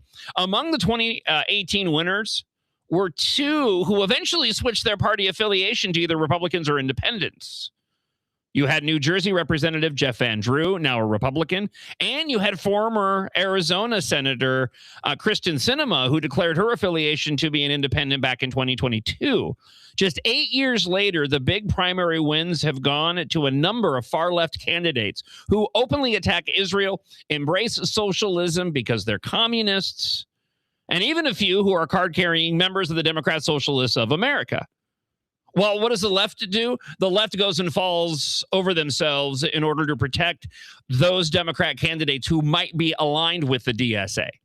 We saw this happen last week in the Peggy Flanagan piece from the Star Tribune, wherein in that piece, they said, Peggy Flanagan is not a member of the DSA, but here is where she aligns with the DSA. Yeah, that was helpful. I did not see the article for Michelle Tafoya saying that Michelle Tafoya is not MAGA, but here is where she aligns and doesn't align with MAGA. Actually, to that point, there is an article regarding Michelle Tafoya. Tafoya campaigned to focus on fraud while DFL ties her to Trump. Republican U.S. Senate candidate Michelle Tafoya's campaign will focus on fraud, holding Lieutenant Governor Peggy Flanagan accountable for state-level fraud during her tenure. Tafoya also emphasizes her independence from former President Donald Trump, despite previously asking him to not run for president again. Now, this comes again as the Star Tribune last week ran cover for Flanagan, helping to distance her from the DSA label. I did not see that follow-up in the Star Tribune, by the way. I might have missed it. I can be honest here. One more note from this Daily Wire piece, and then we'll turn our attention over to the Minnesota State Fair after I share with you a clip from CNN Scott Jennings, who is denying, by the way, that he is in the running to be the next White House press secretary. That was the rumor with Caroline Leavitt announcing her exit, was that Scott Jennings would be the White House press secretary. It'd be a fantastic pick, mind you. That would be great, but so far he's denying it. And as more moderate Democrats, the piece closes out, lose to primary challengers from the far left, a number of others have opted to fall in line in an attempt to save their own skins, defending the rise of socialism by claiming the Democrat tent is big enough for everybody. To that point, Scott Jennings was talking about the fact that you now have Hassan Piker, one of the worst on the left, and he's another one of these attention grabbers. He has a right to his free speech, but it doesn't mean that his commentary isn't over the top and anti-American, because it absolutely is.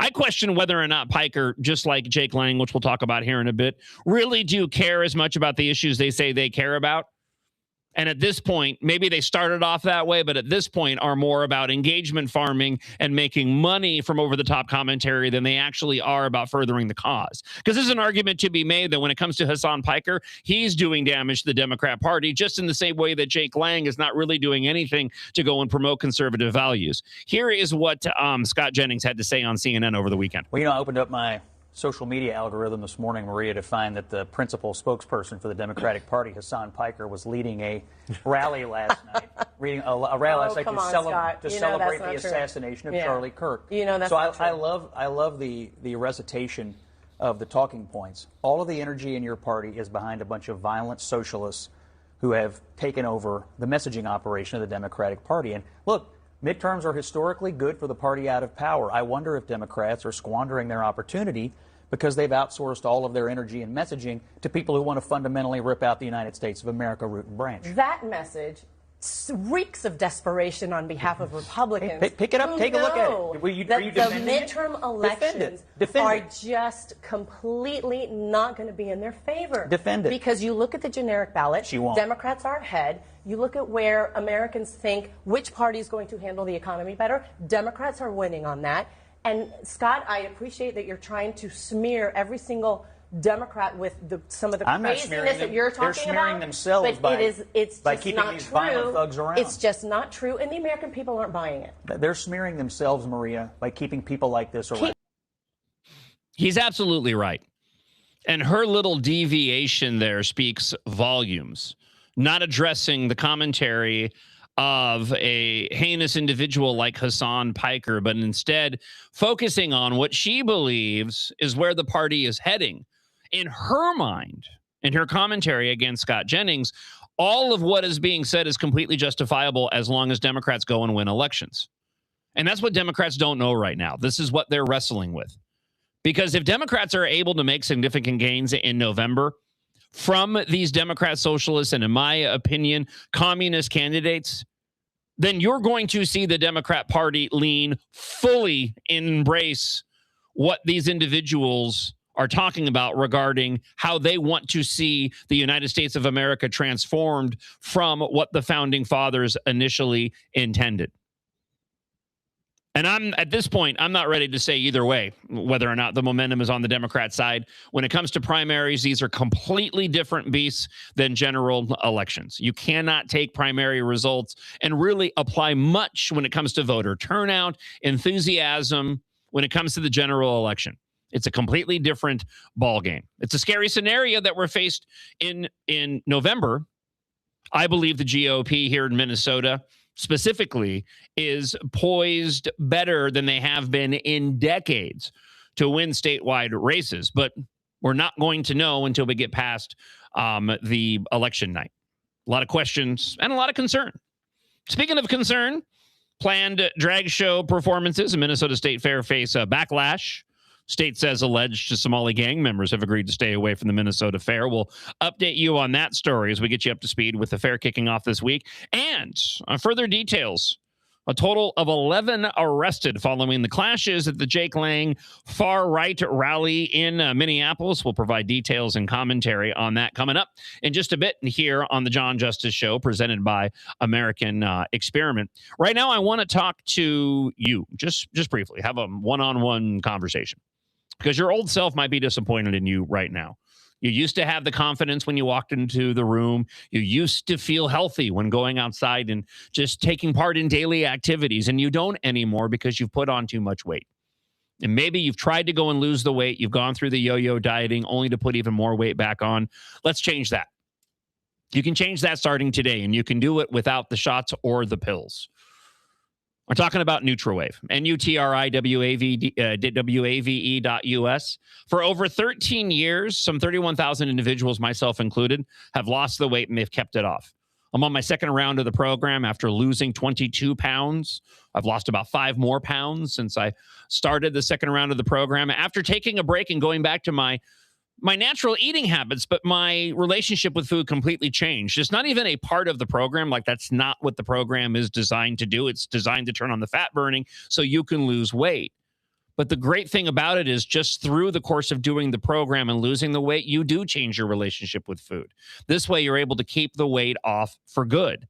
It all starts with a free Truth Metabolic Scan and a free red light therapy session. Almost $300 in value that can be yours absolutely free. Now, spots are limited, and they go fast every week. So call today, 952-260-1965. That's 952-260-1965. Simply mention the keyword strike, and that potential $300 valued gift is yours. Absolutely free, just for finding out how the program works. You can also get more details at nutriwave.us. But again, 952-260-1965 and mention that keyword strike and start losing the weight starting this week. Just think about it. You can head into the holidays as a brand new you, feeling better and having more energy than you have in decades. That's certainly been the case for me, and I hope that it'll be the case for you as well. No pills, no shots with NutriWave. Individual results may vary. Think about it. Now that school's out for the summer, how are Minnesota students doing? Not very well. Minnesota ACT scores fell again last year and are the lowest they've been in 10 years. In fact, fewer than half of Minnesota students can either read or do math at grade level. Think about it. We used to brag about our schools. Now we're losing to states like Mississippi. Visit AmericanExperiment.org for more information. Think About It is brought to you by Center of the American Experiment, Minnesota's think tank. And now, here's commentary on the latest issues facing Minnesotans. From the hosts, policy fellows, and guests of American Experiment. For more content, head on over to the Center of the American Experiment's YouTube page or at americanexperiment.org. There is certainly a culture at the city council and at the mayor's office, again, over the last 10 years, that has just not been willing to hire police officers. And we have seen rhetoric and action that has very much been about defunding the police. We filed a petition called a writ of mandamus, which is basically a Latin word for we command, where we're asking the court to hold the mayor to his duty and hire those police officers. And we have tried to detail in our court papers the real world effect this has on people, including our brave clients who've come forward and put their name on court papers and who've experienced everything from bullet holes in their houses to family members who've been struck by a vehicle and in a hit and run, never solved, to personal vandalism at their homes and property where they've had property stolen, to murder in their neighborhoods where they don't feel safe, they don't feel protected, they literally feel they cannot go out at night.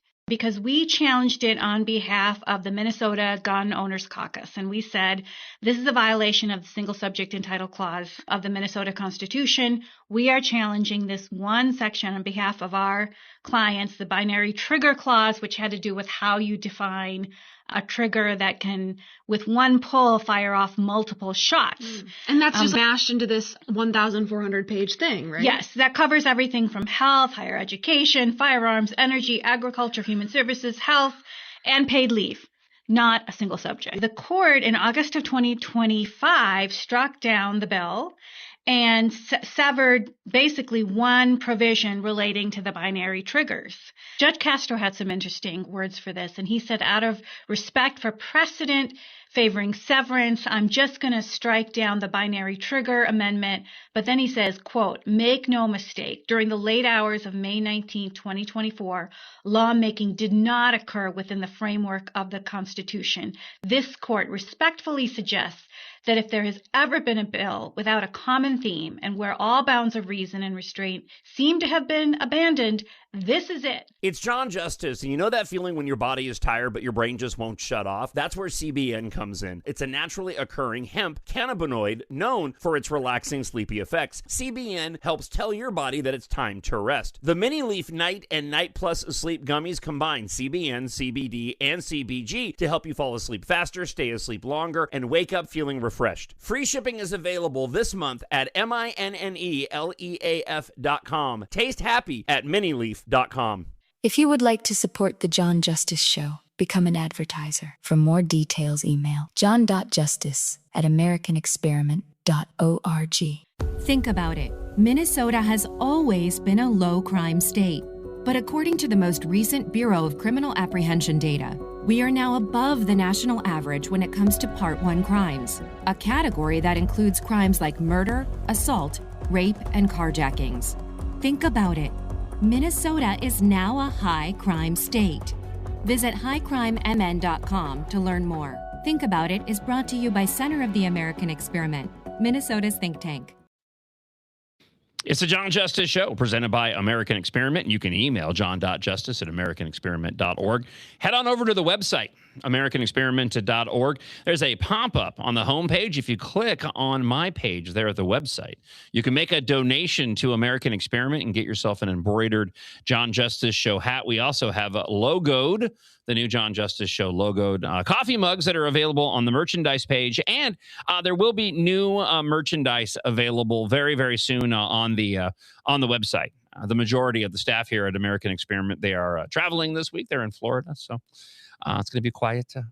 Although it's quiet here in the morning anyways, because we're the only ones here.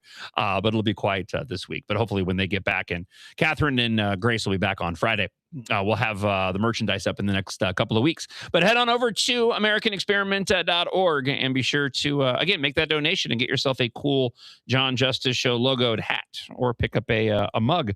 Minnesota State Fair kicks off on a Thursday. Again, we'll be there on Saturday. Center of the American Experiment will be at the booth the entire day on Saturday the 29th, this coming Saturday, right by the grandstands. I think we're over by the Minnesotan booth as well. So shout out to my friends over there, Corey, at the Minnesotan. I will be there 11 until 1 o'clock on Saturday. So I hope you'll come on by at that time and say hi. It'd be fantastic to hear from you. I still don't know how I'm going to get there yet.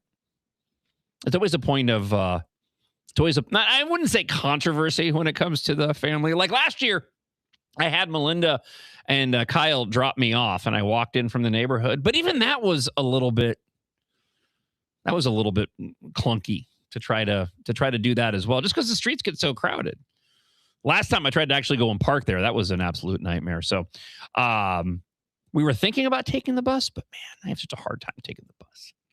I know there's locations around it. That's probably what we'll end up doing. Probably end up finding one of those locations nearby.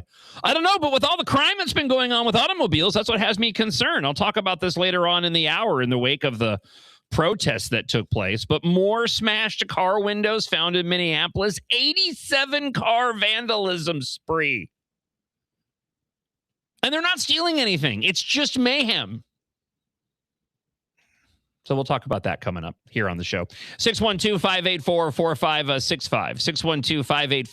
612-584-4565. That is the Blaster line. You can leave us a blast, an audio comment, and we will share your thoughts on the show along with your emails to john.justice@americanexperiment.org. Let's go here. Let's see. Hey, John, it's Grant from Champlain. Hey, if you're looking for ways to get to the fair, remember, you do have 2 thumbs. Bye. I do have 2 phones? I thought he said thumbs. Oh, 2 thumbs. Okay, that makes more sense. The transcription program said 2 phones, and so then when I heard him speak, I heard 2 phones. I do have 2 thumbs. Yeah, I'm not doing that. I'm good. Thanks for the suggestion, though. All right, so the Minnesota State Fair, famous for its rides, events, vast array of food and beverages. This year, however, drag shows are among the Minnesota State Fair's lineup of events, and they are facing backlash. And people may be being lied to regarding the drag shows. It really, you know what, I guess I'm partly to blame for this. It really is unfortunate that we're spending this much time talking about the drag shows. That being said, people are talking about the drag shows. So according to the Minnesota State Fair schedule, drag review, as we've been talking about on Freedom Friday and last week, will have multiple performances on August 27th and 28th at the State Fairgrounds. So no performances on Saturday when we're there. So now, according to the Minneapolis St. Paul magazine, drag review is a by POC focused musical sketch. Doing that thing with my fingers. Formed after the death of George Floyd that has a goal of expanding opportunities in the Twin Cities for historically unrepresented queer performers and artists. So first off, even before you get to the content that Power: Drag Review does, the fact that this was a troupe that was formed after the death of George Floyd already calls any sort of motivation that may have been benign into question. I mean, any organization that's formed after the death of George Floyd. Either way, the Instagram page for Power: Drag Review depicts its performers in exaggerated, garish representations of women. Several images on that page show apparent drag performers in revealing sexualized outfits. To each their own, but do these performances in locations where it is appropriate, not out in the public for people to see. And that may be happening here, by the way. And this, opportunities for underrepresented queer performers and artists, what never gets taken into account when somebody makes a comment like underrepresented? They never talk about the fact that the underrepresentation is actually appropriate given the percentage of individuals that actually partake in this. You see, typically, in a case like this, where you have a very small percentage of the public, one, are drag queens, and two, go and watch drag, performances. Okay, it is a very small percentage of the American population. They gain a lot of attention because it tends to be controversial, especially when you have children that end up being involved in watching these sexualized performances. But when it comes to the underrepresentation argument, in my opinion, it's not underrepresented when you consider the percentage of individuals within society as a whole that are actually involved in this. No, it's actually properly represented. Cater to your audience. You don't need further promotion for a group of individuals that, one, aren't drag queens, and two, aren't interested in going and watching drag performances. Now, since the news of the drag shows broke earlier in the week, the planned performances have faced backlash. Republican state representative, friend of the show, Representative Mary Franson, reacted to the news story about drag shows, simply saying, "Gross." Former state representative Jeremy Munson, a current candidate for the Minnesota Senate, mentioned the drag shows in a list of fair events and said the state fair is no longer a place that we look forward to attending, and continues in the direction of not being welcoming to families. Meanwhile, many others were critical of the event online. One person saying yet another reason to avoid the state fair, and others saying that this is disgusting.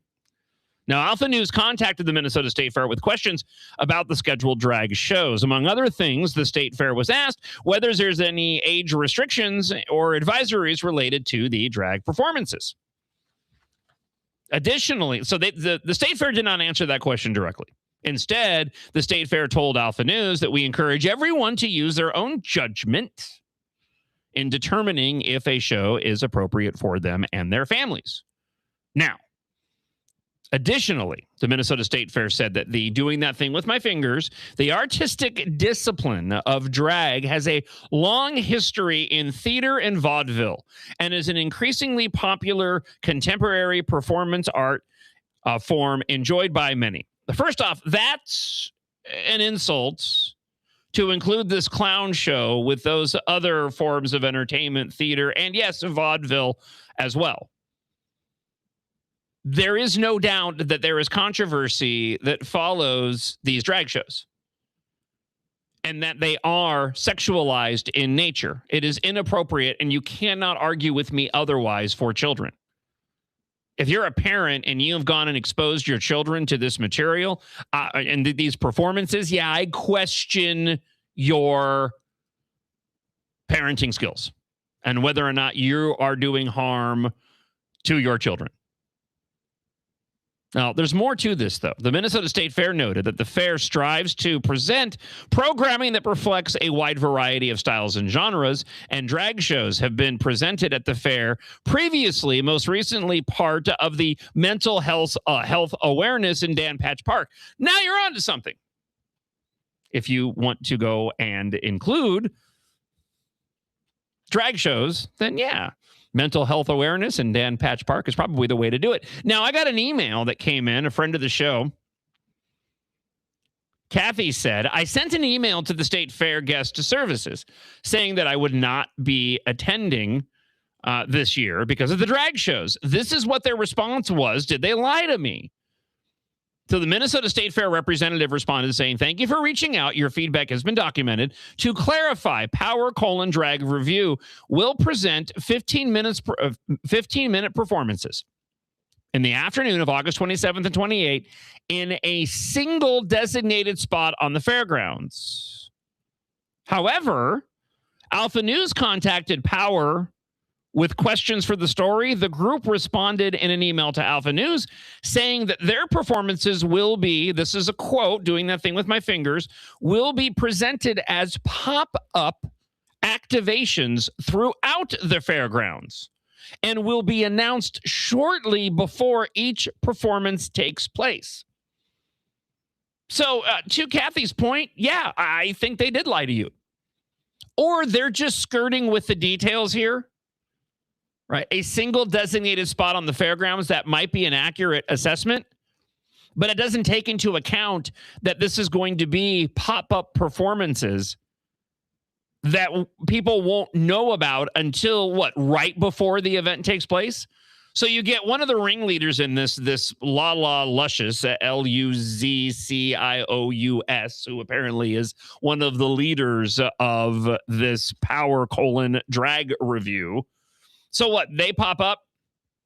He pops up and says, hey, everybody, it's time for a performance. And all the drag queens come out and they do their performance. I mean, how big of a heads up is everybody going to get? I'm sure that they will all look around to make sure that there are no children nearby when all of this takes place, right? Thank you to those who have emailed, by the way. I've gotten several emails from those of you that are sharing with me your thoughts of the letters that you've sent to the Minnesota State Fair concerned over this. My initial point, because that email came in after the show started, and so when I first saw the quote from the troop regarding how, these will be pop-up activities throughout the fair and only announced shortly before each performance takes place, my initial thought to that was, yeah, it's not enough to keep it in one location where people travel to. They probably had a fear they wouldn't get enough people watching. So how do you avoid that? How do you avoid the potential of, one, individuals protesting your event, which is possible because of families that may be upset that this is going on? So how do you avoid that? Oh, you don't do it in one location at a particular time, because then you don't have to worry about crowds either. You do it where the crowds already are. You pick a location in the middle of a group of where individuals are, and then you make an announcement and you do your pop-up review. This is not about art. This is not about theater. This is not about vaudeville. This is about activism. That's all that this is about. A lot of comments are rolling into 612-584-4565. That is the blaster line if you want to share your thoughts on the Minnesota State Fair. Good morning, John. Happy Monday. You don't see a lot of clowns anymore. I've been to some parades lately, and I have not seen any clowns in those in the last few years. There's a reason why. Nobody wants these heavily painted, goofy-looking people in your face. They're scary. This is no different than those drag shows. So I'm not sure why they keep trying to push this. And honestly, I've never gone to one, so I can't say this, but it's like, what kind of performance are they giving? I can watch a couple of kids dancing around and singing, and I don't know. I don't get it. Keep just disincentivizing the rest of us to go to that stupid state fair. Have a good day. It's unfortunate. People get turned away from the state fair for all kinds of reasons every single year.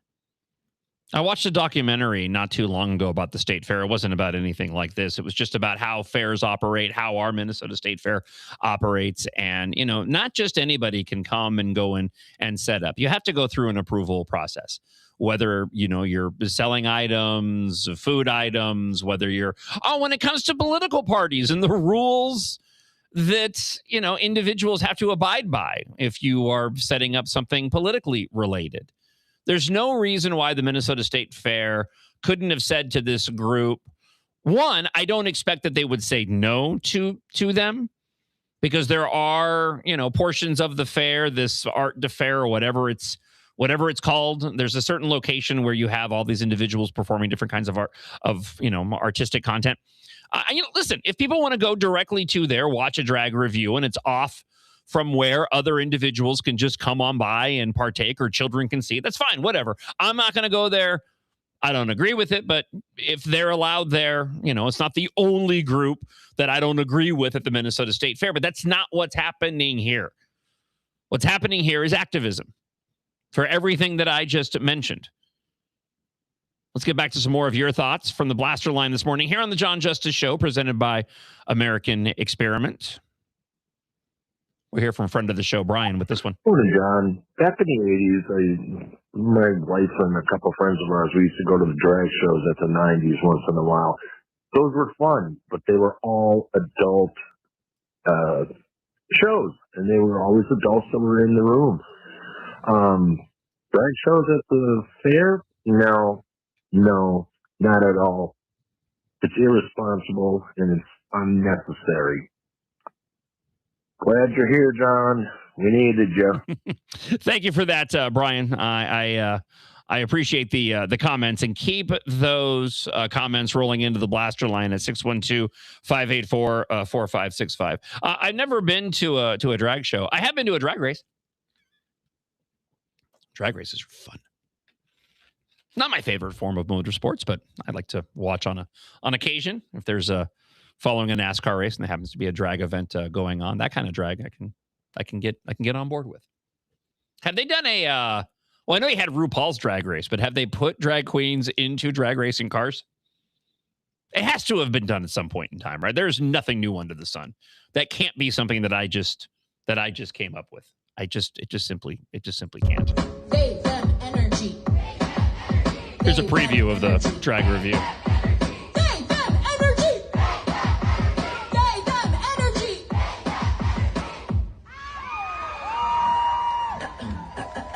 This is a public service announcement. Anyone dressed in androgynous outfits. This is a sweet and friendly reminder that you are safe here. Show off your binder.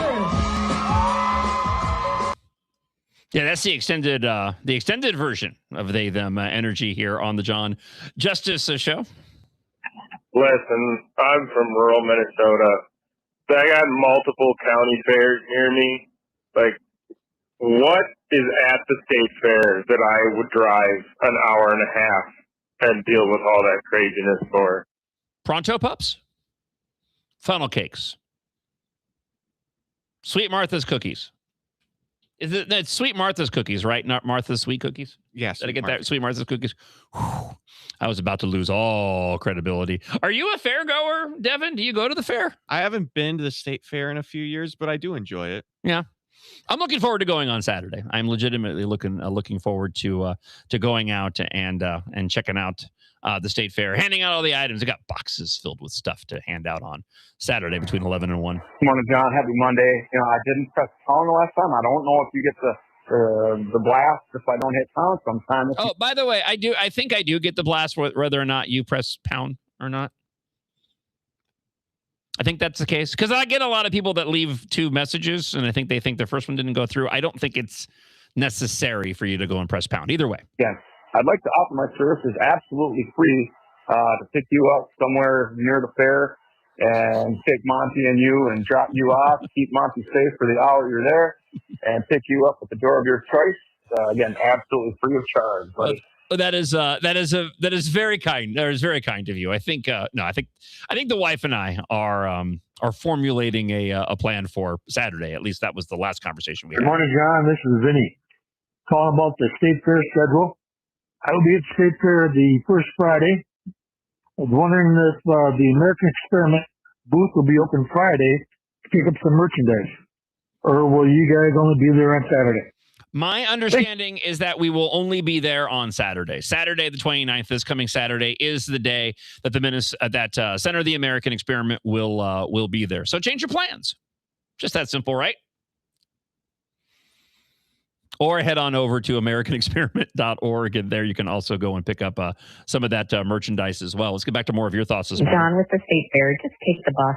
It picks you up right in Blaine, not too far from where you're at. I know. I was talking to Melinda about this. I'll play more of your comment here. I do not want to take the bus all the way from Blaine. I just don't. It might be because I just watched Speed over the weekend. That's not really the reason why. Well, actually, no, I take that back. That is partly the reason why. Because I was reminded how much I do not ever want to take public transportation because I don't want to be on a bus. So what we were talking about is actually driving down to a closer location and then getting on one of the shuttles and taking it in. My dear friend Drew swore by the bus. He would get so pinkies up about taking the bus into the fair, justifiably so.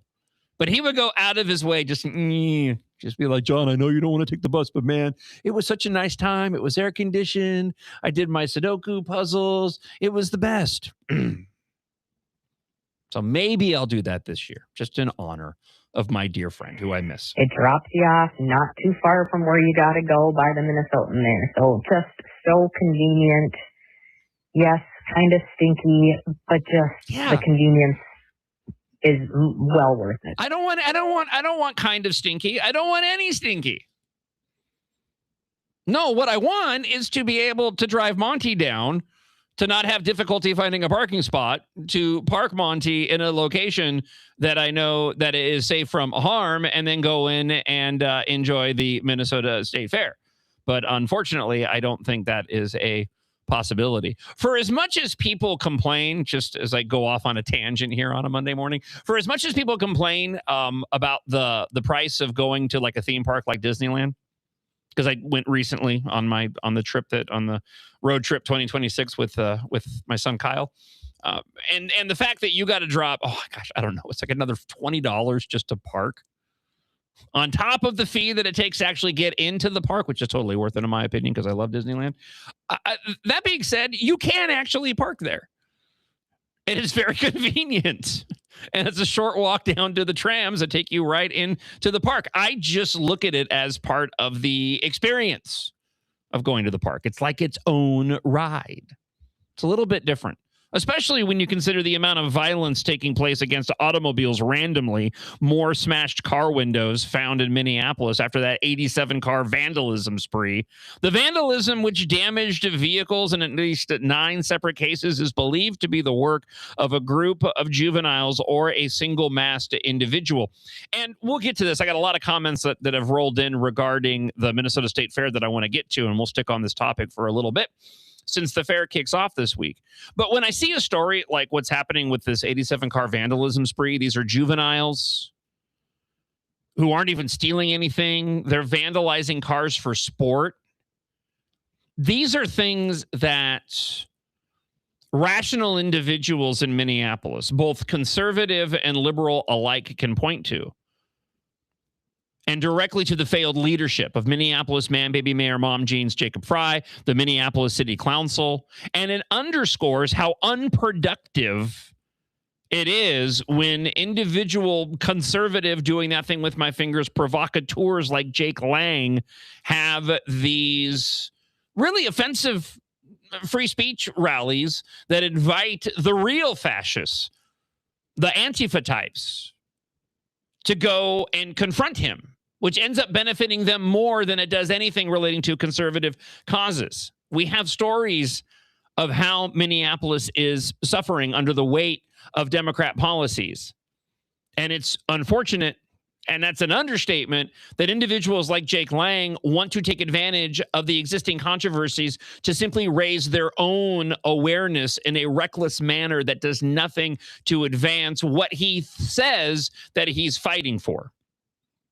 And I'll have more on that coming up on the show. Let's get back to a few of your thoughts on the Minnesota State Fair and the topics that we've covered this morning so far on the show. Only time I've ever ridden the bus is to go to the State Fair. I always park at Roseville High School because it's like a 5-minute drive, and then you get dropped off right at the gate. Okay, so I've never ridden the bus. So he parks at Roseville, and then 5-minute drive. So that's from Roseville on the bus, right? Okay. When you go, how have you gone, Devin? Well, I've always gone with my parents who want to get there at like 6 in the morning. So the parking lot's pretty empty by then. So the parking's convenient then.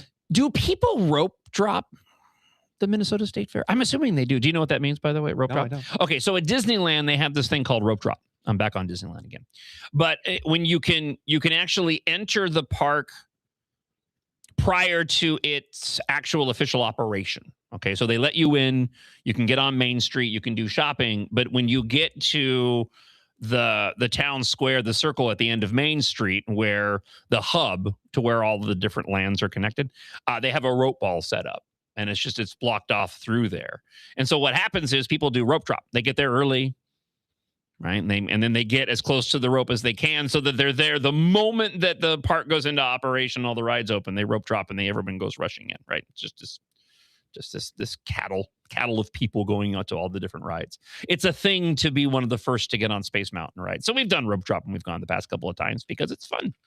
So I'm assuming that must happen with the Minnesota State Fair. There's got to be people that are there waiting in line to be there the moment that it opens, because I know people are hardcore about the State Fair. Like, this is their, I mean, and again, it makes me feel better about my love of a theme park like Disneyland, because, and I can understand why people are, right? They were raised on it. It's been a tradition in their household for years, which is also why people get so frustrated when you have capitulation of gang members that wanted to come and do harm during the Minnesota State Fair, or these wholly inappropriate for children drag review shows that are apparently going to take place this year as well. I think you should just have 15 to 30 people follow these drag queens around, and when they break into a spontaneous drag show, just have these 15, 30 people surround them and break into a rendition of God Bless America or something else, just to anger the bejesus out of these drag queens, like they want to do to the rest of the fairgoers. Yeah. In my view, they just need to be ignored. It just needs to be ignored. Don't bring further attention to it. I understand what it is that you're saying, and I feel that same sort of frustration. Like I said, if this was being done in a location where it was going to be central, people would go and visit it, a destination that can be avoided by children, that makes a lot more sense to me. But that's not what they're doing with these pop-ups, because it's not just about the performances. No, it's about activism. Hey, John, when it comes to these pop-up drag shows, I wonder if they're paying for if they're getting around paying for a venue like the other vendors do by having the pop-up shows, and they don't have to pay for that. Yeah, that's interesting. I know that they are supposed to be a part of a particular portion of the park where they have these types of performances. So my guess would be that more than likely they're not avoiding paying anything. I mean, I would question whether or not they had to pay anything at all. Hi, I have an idea. They can open up the freak shows again on the Midway. They can have their spot there. And a question for you: if you start to heckle them or get angry at them, who's going to get kicked out? Us or them? Yeah. Have a great day. But can you imagine going back in time and the previous iterations of the circus where they did have the side freak show? Think more recently in terms of pop culture references, The Greatest Showman with Hugh Jackman, right? Where he had his, he embraced all these individuals for the Ringling Brothers and Barnum and Bailey biopic that really wasn't based in reality at all. But can you imagine going back in time and then telling them that it's no longer deemed something off to the side? They would probably look at the drag performers and say, "You guys are being ridiculous." Let's go here. I've got a good place that they can be. My apologies. We had played that clip already. Let's go here. John, the left will flock to these shows at the state fair. Just as they loaded vans full of people up in Minneapolis area to go up to Detroit Lakes for a 7 a.m. school board meeting because the school board banned rainbow flags. These people are obnoxious. They need to find something better to do with their time. It just blows my mind. Thank you so much for the commentary this morning. We will get back to these issues and the issue of the protests that took place over the weekend on the streets of Minneapolis. The conservative provocateur who decided to hold a rally and had the Antifa real fascists show up. And the protest ensured 11 people ended up being arrested. One more quick comment as we get ready to head into the third hour here on the show. Good morning, John. Hey, how much do you want to bet at the state fair that they'll want to go do it over by the Kitty Midway, the Education Building, and the regular Midway? I bet you they'll have pop-up performances on all three of those. Mark my words. Have a great day, John. Coming up in just a moment, we should be speaking with congressional candidate Paul Wickstrom. Recently had an editorial focusing on Betty McCollum, who the Star Tribune covered last week, becoming Minnesota's pipeline to the Pentagon. The defense industry taking notice, while peace groups call McCollum's defense work a betrayal, and GOP rivals call it part of the swamp. Hopefully, we'll be talking with Paul Wickstrom next here on the John Justice Show, presented by American Experiment. Here's commentary on the latest issues facing Minnesotans from the hosts, policy fellows, and guests of American Experiment. For more content, head on over to the center of the American Experiment's YouTube page or at americanexperiment.org. And I think that's kind of the theme of today's episode is you're going to hear politicians very soon tell you that there's nothing from this budget that they can cut because it is all essential. It is all needed. We'll just keep these in mind as examples. The sex change surgery on the taxpayer dollars, the beyond welfare spending, the third most of any state in the country. Keep those in mind when a politician looks you in the eye and says that, no, actually, we need your tax dollars because all these things are super important. When instead, they could be looking at this budget and saying, yeah, actually, we're going to cut those sex change surgeries. We're going to cut some welfare spending for the people that don't actually need it and keep it only for the people that do need it. Because there is a place for it. It's great. We can help out some people that absolutely need it until they get back on their feet. That's not what our system is at right now. That is absolutely not where our system is, and that is where it should be. Think about it. Now that school's back in session, how are Minnesota students doing? Not very well. Minnesota ACT scores fell again last year and are the lowest they've been in 10 years. In fact, fewer than half of Minnesota students can either read or do math at grade level. Think about it. We used to brag about our schools. Now we're losing to states like Mississippi.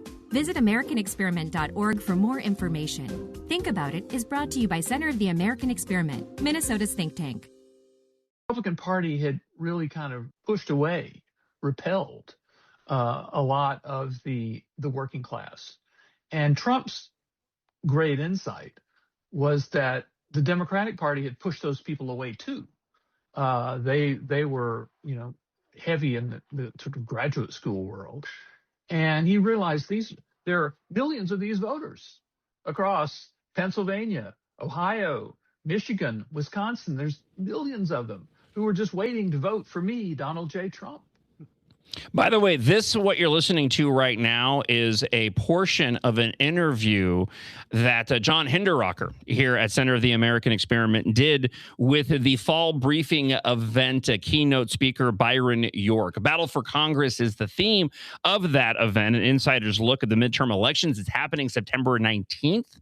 So head on over to americanexperiment.org. You can see the details of this event and how you can get tickets. And I would encourage you also to head on over to americanexperiment.org and check out the entirety of this fantastic interview that John Hinderrocker did with Byron York last week. And it worked. If you would like to support the John Justice Show, become an advertiser. Competitive rates for both personal endorsements and standard ads are available. For more details, email john.justice@americanexperiment.org. Let me back up. What they found is that there is a man, his name is Seiko Dukali, who has been the owner of at least 24 group homes, mostly in the northwestern Twin Cities, and has collected at least $36 million in taxpayer funds over the past 10 years. They seem to mostly be in the Brooklyn Park, Brooklyn Center area, which is where there's a ton of group homes for whatever reason. But what's insane about this is Dukley is a government official in Liberia and doesn't even live in Minnesota.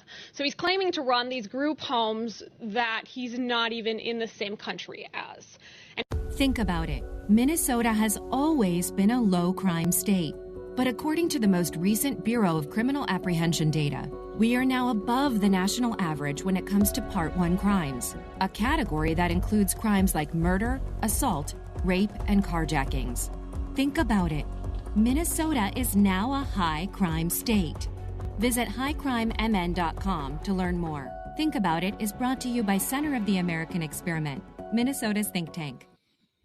If you're looking to get your sleep back on track, it gets increasingly more difficult as you get older. Take it from somebody like me, who the circadian rhythm does not exist in my world. I go to bed at 6:30. The alarm goes off at 2:30, and often it's difficult for me to get a good night's sleep. That all completely changed with Mini Leaf and their night gummies. They have different versions of these night gummies depending on what it is that you're looking for in getting a good night's sleep. I want you to head on over to MINNELEAF.com. That's minileaf.com. You can check out their wide array of fantastic products, even beyond the night gummies, made with all natural ingredients, the spooky Mini Leaf tonics, brewed locally right here in Minnesota. All the packaging for the Mini Leaf products is created right here in Minnesota. The owners, Eric and his wife, they keep it local and they want you to live a better life through their products, and I can certainly vouch for that. The dark chocolates are fantastic. They have really effective triple diamond pain creams.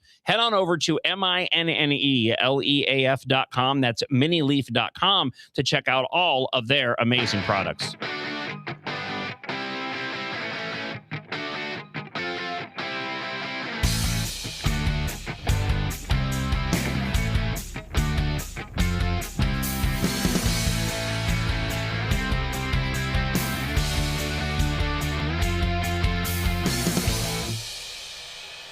It's the third hour of the John Justice Show for a Monday here at American Experiment. Head on over to americanexperiment.org. Check out all the articles being written by the policy fellows at American Experiment. They are a go-to. They've been a go-to for me even before I partnered up with American Experiment to bring you the John Justice Show Monday through Friday, 6 until 9 a.m. They were a go-to in my daily prep for the show. Fantastic writings from the policy fellows here at American Experiment. Remember, you can watch the show on X at MN Think Tank. Be sure to follow the Center of the American Experiment's X account at MN Think Tank, also on YouTube and Facebook, on my personal pages, and Center of the American Experiment. Podcast posted on the MixLR app, which is free to download to listen to just the audio of the show. And of course, across all major podcast platforms, you can get caught up on the video of the show on Facebook and YouTube, and also on Rumble as well. And one more business item of note: we have brand new social media accounts for the John Justice Show. So if you're on Instagram, follow John Justice Show, Jon, and you'll never miss a clip of the highlights from the show. John Justice Show on Instagram. And the same thing rings true for TikTok as well. So head on over and make sure to give us a follow on those social media platforms. I'd greatly appreciate it. Let's get back to some of your thoughts this morning here on the show via the Blaster line. Yeah, I'll be passing on the state fair. Good luck surviving. You got drag queens and Somali gangs. Gross. The reason I haven't been in over decades. Well, I mean, this is the first year that we've dealt with drag queens and gang problems. Although, according to our Democrat leadership, they've solved the gang problem. Minnesota and Ramsey counties secured agreements to keep the alleged Somali gang members away from the Minnesota State Fair. The agreements were part of a lawsuit filed to prevent violence at the fair, citing past incidents involving gangs.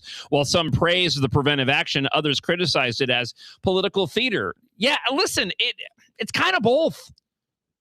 It's kind of both. If these gangs are going to agree to not conducting acts of violence, that's all well and good, and I'm glad that's happening. That being said, you can't help but feel like there is some legitimizing of these gangs in the fact that they received so much attention. Yeah, it was via a lawsuit, but it was instead of just telling them, hey, you can't do this here, or holding them accountable up front. It's all just so strange. We talked about it last week. I just wanted to provide you an update, including some of the commentary from leaders here in Minnesota regarding all of this. Alpha News previously reported the Minnesota Attorney General's office and Ramsey County Attorney's office together filed a lawsuit in an effort to prevent two rival Somali gangs from committing violence at the Minnesota State Fair when it starts this week. Now, the Attorney General's office announced that 7 of the 10 alleged gang members have agreed not to attend the state fair. What about the other 3? Of the Muddy and the Ville? I mean, are they still planning on going to the fair to commit acts of violence? Just questions that I have. Or be within the designated safety zone around the fair for the duration of the event. Can that designated safety zone also protect children from sexualized men dressing as women and gallivanting around like a bunch of morons? Is that possible? I'm just curious. That's all. Those 7 individuals deny that they are gang members, Ellison's office said, noting that the lawsuit against them will be dismissed if they comply with the agreement. The court ruled that the remaining 3 individuals are members of the Muddy Gang and prohibited them from partaking in gang-related activity at the fair or in the safety zone. Others, however, were more skeptical of the action. Minnesota State Representative, friend of the show, Walter Hudson, for instance, said, it's clear that the only real concern here is the optics of the fair, not enduring public safety. Senator Michael Holstrom said, this is disgraceful political theater. So it's okay if these men aid gang activity, just not in front of suburban voters at the fair. Bill Glahn, policy fellow here at Center of the American Experiment, had similar concerns. Why do we have to negotiate with terrorist gangs to be allowed to hold the state fair, he asked. Who is in charge here? Here's the problem with all of this. I mean, among many different problems. The problem with all of this is the baseline standard that was set up front regarding these gangs. And that is, they were given legitimacy long before all of this took place. They were announcing that they were going to go and conduct these acts of violence at the fair. I've seen what appeared to be flyers that were going around where they were promoting that there would be the standoff between these two gangs. What I've not heard is whether or not there were, what other solutions were there beyond what it is they ended up doing, because it is an incredibly bad look. When I first heard about this lawsuit, I was like, what in the world? What world are we living in where we have a lawsuit to keep them off the fairgrounds? How are we going to deal with this? And as we got more information that a lot of these individuals are very well known by authorities. So what I'm wondering is, could we have achieved the same thing regarding these gang members without having to have meetings and agreements with them? Ultimately, as long as these gangs are kept away from the fair, I think that's a good thing. What I don't like is the fact that it looks as if we've legitimized them, and we shouldn't be legitimizing them in any way, shape, or form by giving them this type of attention and then coming to terms and agreements with them. I don't know how much of that is an actual byproduct from the lawsuit or not. Like, I understand the frustrations that Senator Michael Holstrom has and Walter Hudson has as well. I agree with their sentiment. I'm just curious what other alternatives that there would have been. I don't have a firm answer on that, by the way. I don't like, giving these gang members more attention than they're due. So I'd be curious to get your thoughts on that. We can return to this coming up in just a moment.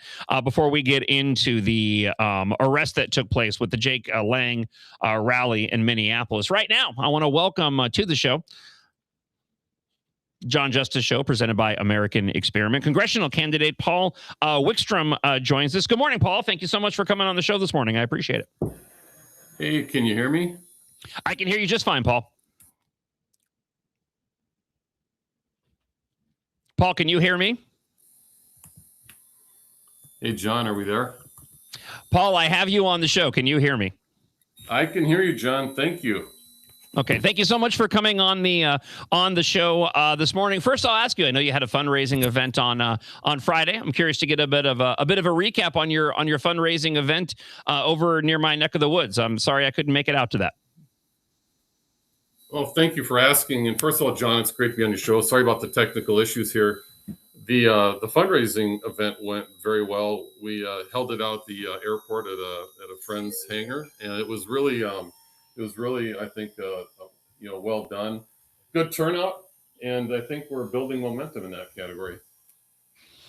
Let's talk a little bit about Betty McCollum in this congressional race. Of course, your opponent in this congressional race. There was a couple of editorials that came out last week highlighting the Minnesota Star Tribune doing a decent job investigating a broken clock is right twice a day.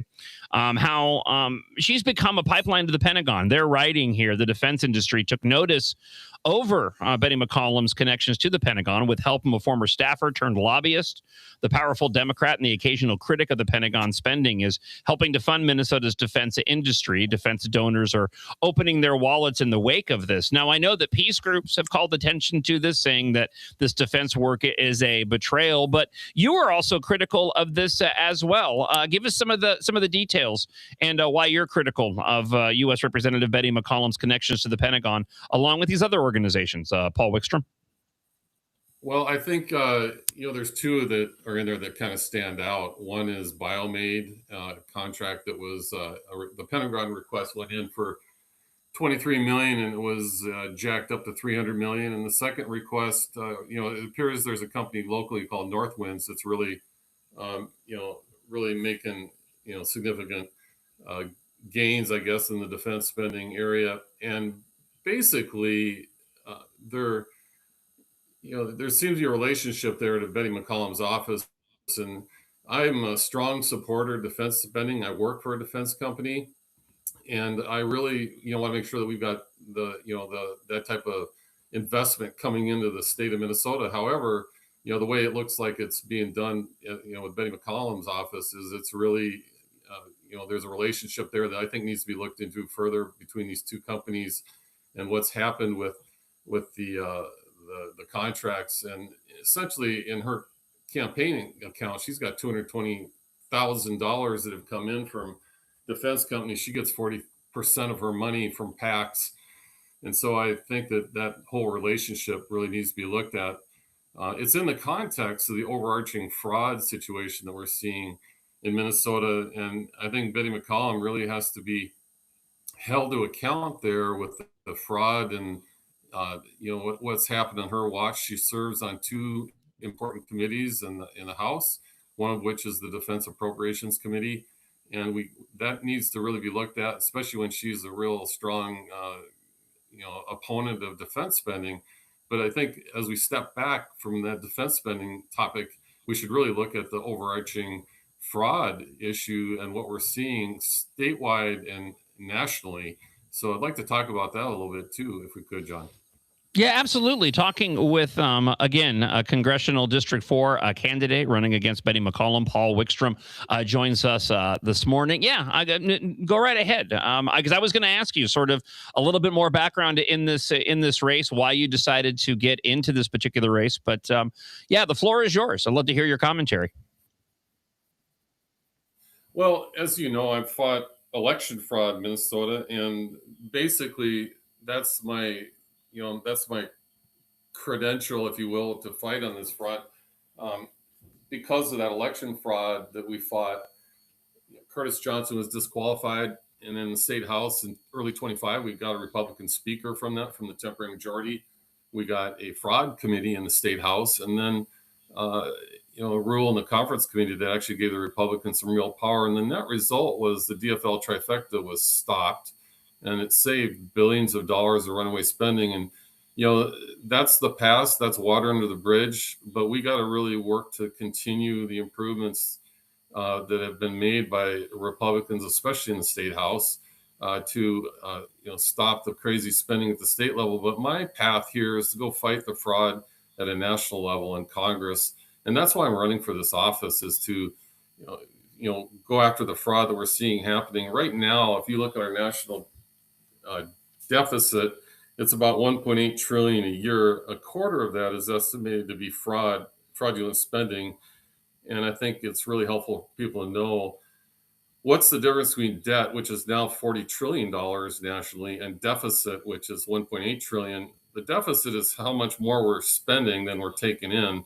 And I look at the debt and the deficit as water in the pool for the debt, and the water coming into the pool is the deficit. And we need to really make sure we're shutting that deficit spending off so that we're not increasing the amount of debt that we have nationally, which translates to about $360,000 of debt for every U.S. taxpayer. So our national spending, some of which is driven by fraud, really needs to be scrutinized, and we need to put things in place to tackle the fraud and slow down and stop that deficit spending so that we can get our country back on track. So, the national fraud problem is overarching Minnesota's fraud problem, and I think that's what people really need to understand is we really got to tackle the national debt and spending and the fraud within that spending to really get things back under control for our country. Yeah, Paul Wickstrom, you really hit upon something that I've been distressed by, and that is, just to, again, sort of dovetail off of what you were mentioning, it is the fact that, when we look at tackling the debt, or we look at, financing projects, infrastructure, the expenditure of taxpayer dollars, it's tough, if not impossible, to get an incredibly clear picture over how dollars are being spent when you have to go and factor in something like the fraud taking place. If you tackled the fraud, how much would all of those other things that I just mentioned end up changing? Would there still need to be the amount of money that we're giving to various programs? And like you said, again, just sort of dovetailing off of what Paul Wickstrom was talking about. Until we tackle the fraud, we're not going to be able to answer those questions, because I don't think that that's anything that anybody can really go on and put a finger solidly on in terms of the numbers, because we just don't know how big the fraud is. We know there's a lot of it, and we can speculate on it, but until we end up doing something about it, how can we actually go and properly fund all of these other things that need to be funded, not just here in Minnesota, but across the country? So yeah, I'm with you 100% on that, Paul. Well, as we look at the fraud itself within the deficit, it's estimated that upwards of 29% of that deficit, which is around $500 and some billion, is associated with fraud. And, think about that. If we could, just remove the fraud of $1.8 trillion, we would bring that down significantly, and then look for more efficiencies within that. And we need to, look at our how money is spent, or the fraud within Medicare and Medicaid, and the misspending that's happening in both those programs. So if we look at, the Medicare or Medicaid, and then go into the other programs like SNAP and others, where we want to make sure that the dollars are properly being spent for the people that need it. That's the other side of the coin with fraud. On the one hand, it's taking our taxpayer dollars, our hard-earned taxpayer dollars, and on the other side of that coin, it's denying service to those who truly need it, or it's delaying service, much like you're seeing right now in the Medicaid issue in Minnesota, where the federal government has shut off the funds until all the contracts and the payments can be reviewed. I ran into a woman at the Washington County Fair about 2 weeks ago, and she's one of the contractors that's been hired by the state government to review those claims to make sure that they're verifiable and such. And she was very much on the page of, this has to stop. These claims that are being made fraudulent in some cases. And it's really affecting the dispersal of services. So the other side of the coin here is affected, where people who really need the services are not getting those services, or getting delayed because there's increased scrutiny and oversight that has to be made.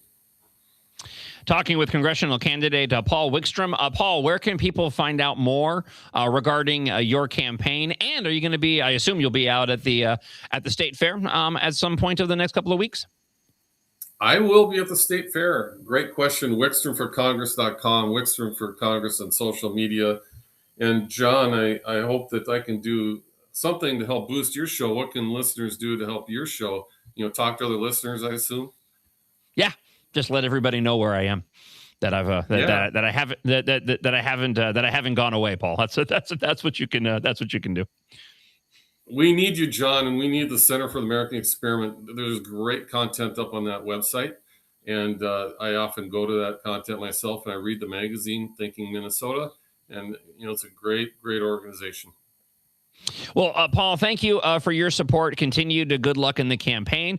Keep yourself safe and away from the drag queen shows that'll be taking place over the next few weeks at the Minnesota State Fair. And glad we can finally connect on the show this morning. It's great to talk with you. For sure. Thanks for your patience, John. You have a great day. Absolutely. I want to get back into some of your thoughts regarding the state fair, as we were talking about.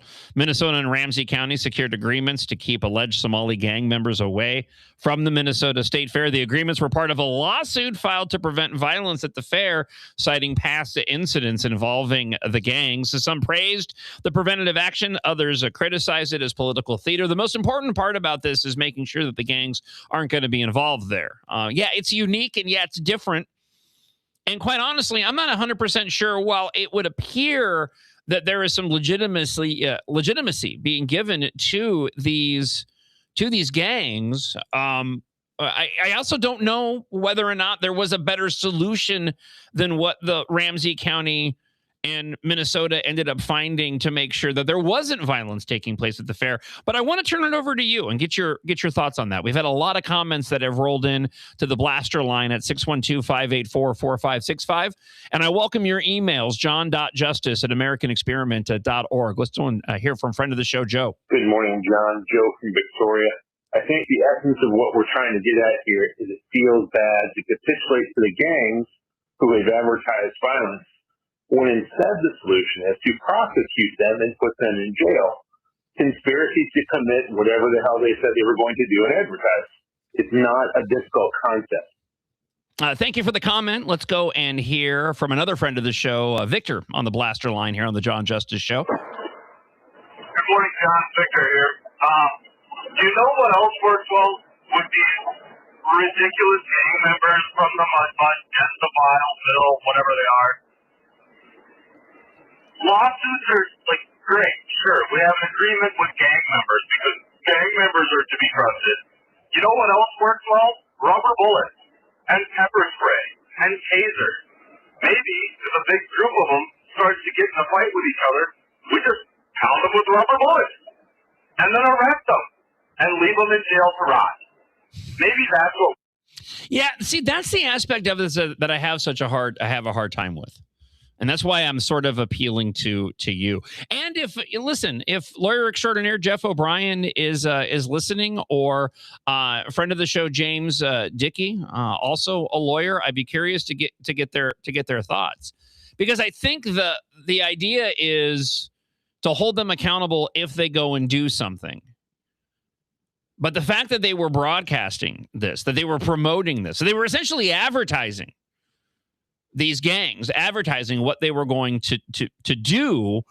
Clearly, this put local authorities in a tough spot, and a different spot than they typically would be in, because they did have the knowledge going into it of what was being planned.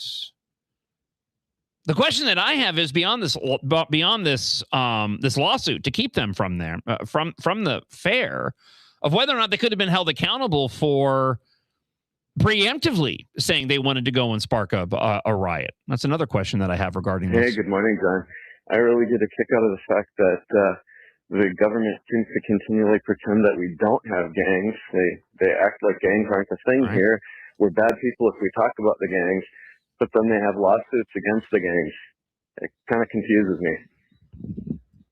Yeah, and the media is really bad at that, right? I don't even think the media uses the term. It's groups of people. That's the terminology that the media typically uses when we talk about gangs. Hey, morning, John. The way Western civilization deals with this is, I'm sure these guys have committed crimes, put them in jail. You've got no problems to worry about at the state fair without morons like Moriarty and these people that are trying to fix racism by making sure our cities are full of criminals. 612-584-4565 is the number for the blaster line. Back in the day when Minnesota was still Minnesota, he had a gentleman named Dave Moore, news anchor, and he had his own show. And one time he brought up about the gang members, and he said that there's going to be a gang summit. He goes, no, let's call them what they really are, a bunch of punks. At least he had a set of going at. But the newscasters nowadays, totally feminized.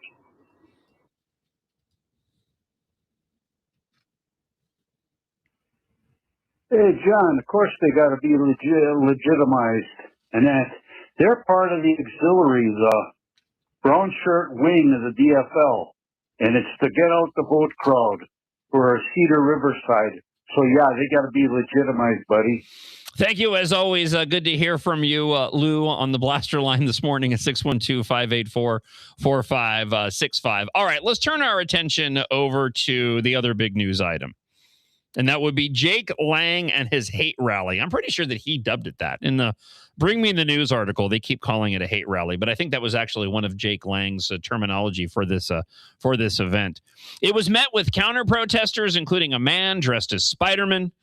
Lang and his group drove onto the sidewalk, causing chaos and prompting police intervention. Lang was arrested along with 4 others and is now being held without bail. Well, we now know that there was a total of 11 arrests that were made following the clashes at the far-right rally led by Jake Lang. I'm now working off of an article here from CARE 11, I believe.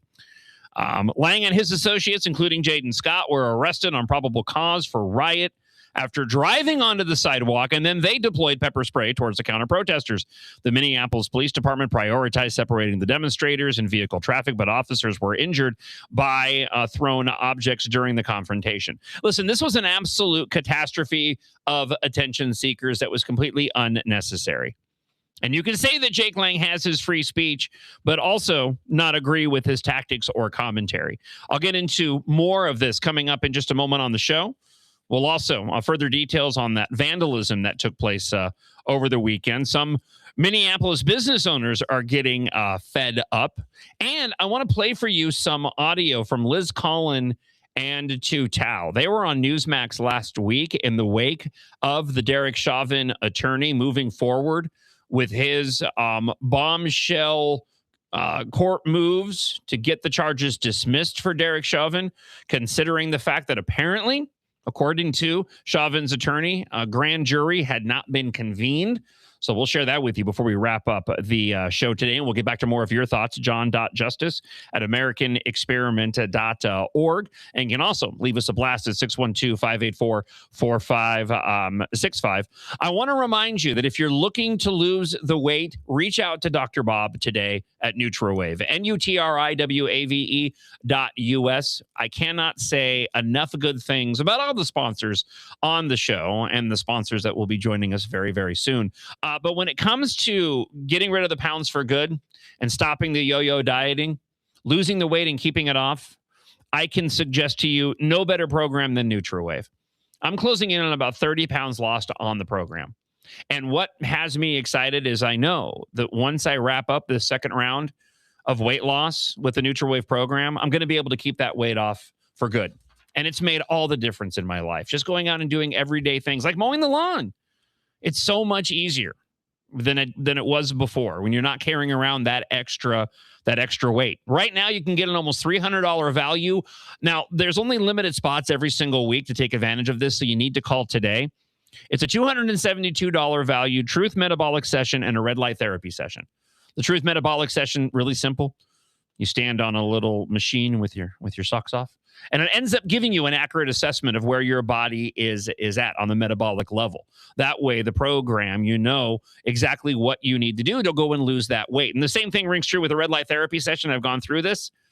It's incredibly effective. Dr. Bob will give you all the details on it. It really is amazing technology that they use at NutraWave. But call today, mention the keyword strike at 952-260-1965. Again, that's 952-260-1965. No pills, no shots, just results with NutraWave at NutriWave.us. There's nothing else like it. Results may vary. NutraWave is not a medical treatment.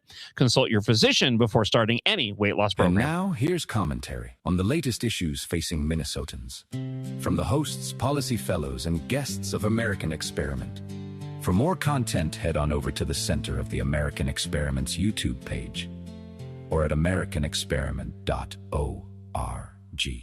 And I think that's kind of the theme of today's episode is you're going to hear politicians very soon tell you that there's nothing from this budget that they can cut because it is all essential. It is all needed.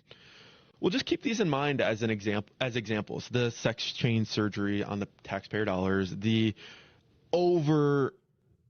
beyond welfare spending, the third most of any state in the country.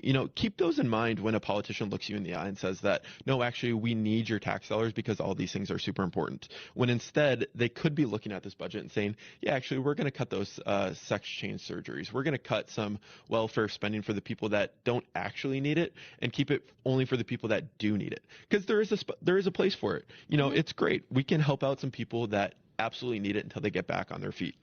That's not what our system is at right now. That is absolutely not where our system is, and that is where it should be. Think about it. Now that school's back in session, how are Minnesota students doing? Not very well. Minnesota ACT scores fell again last year and are the lowest they've been in 10 years. In fact, fewer than half of Minnesota students can either read or do math at grade level. Think about it. We used to brag about our schools. Now we're losing to states like Mississippi. Visit AmericanExperiment.org for more information. Think About It is brought to you by Center of the American Experiment, Minnesota's think tank. The Republican Party had really kind of pushed away, repelled a lot of the working class. And Trump's great insight was that the Democratic Party had pushed those people away too. They were, heavy in the sort of graduate school world. And he realized there are millions of these voters across Pennsylvania, Ohio, Michigan, Wisconsin. There's millions of them who are just waiting to vote for me, Donald J. Trump. And it worked. If you would like to support The John Justice Show, become an advertiser. Competitive rates for both personal endorsements and standard ads are available. For more details, email john.justice@americanexperiment.org. Let me back up. What they found is that there is a man, his name is Seiko Dukali, who has been the owner of at least 24 group homes, mostly in the northwestern Twin Cities, and has collected at least $36 million in taxpayer funds over the past 10 years. They seem to mostly be in the Brooklyn Park, Brooklyn Center area, which is where there's a ton of group homes for whatever reason. But what's insane about this is Dukali is a government official in Liberia and doesn't even live in Minnesota. So he's claiming to run these group homes that he's not even in the same country as. Think about it. Minnesota has always been a low crime state. But according to the most recent Bureau of Criminal Apprehension data, we are now above the national average when it comes to Part 1 crimes, a category that includes crimes like murder, assault, rape, and carjackings. Think about it. Minnesota is now a high crime state. Visit highcrimemn.com to learn more. Think About It is brought to you by Center of the American Experiment, Minnesota's think tank. It's a John Justice Show presented by American Experiment. We'll turn our attention over to the riot that broke out on the streets of Minneapolis in the wake of Jake Lang and his rally on free speech or something. We'll get to some of your thoughts as well. I do want to go back to the blaster line comments coming in regarding the Minnesota State Fair starting this week. Hi, John. This is Jim from Wisconsin. I can speak for myself and my wife and a few other friends of mine over in western Wisconsin who used to love to go to the Minnesota State Fair. Last time my wife and I were there was 2023, and we left about 6:30 in the evening because a lot of the riffraff was coming in. And just outside the fence as we were walking back to the bus to go to our car, there was gunshots. And my wife said, I don't want to ever come back here again. And I'm a concealed carry permit holder, so I know I could carry in the fair. But you know what? I don't even want to put myself in that situation. That's unfortunate. I don't carry to use it. So it's just sad that that Minnesota, Minneapolis has gone the way of, the gangs and stuff. It's just sad. Anyway, we used to love the fair. Well, and an added element to this that is concerning to me is there's been so much attention regarding the lawsuit, keeping the gangs out of the fair, just the amount of attention surrounding this. It makes me wonder whether or not other individuals not a part, because there's a lot of different gangs. This is one thing I've learned a lot about gangs in the course of the past week. I just want to let you know about it. In the flyers leading up to this, they had all kinds of different gang names. I never heard of the Muddy or the Ville or Villet or whatever they are until we started talking about this issue last week. But how many other gangs are going to want to go and make a name for themselves for going into the fair now in the midst of all of this focus on these two gangs? I mean, I think that's something of concern as well. That leads into the sort of legitimizing in meeting with these groups of individuals and getting them to agree to not be there. It all just seems so ridiculous. What also was ridiculous was this event that took place in Minneapolis over the weekend. Bring Me the News had a reporter on the ground to witness everything that happened as conservative, doing that thing with my fingers, provocateur Jake Lang held his rally, ended up turning chaotic outside the Minneapolis City Hall.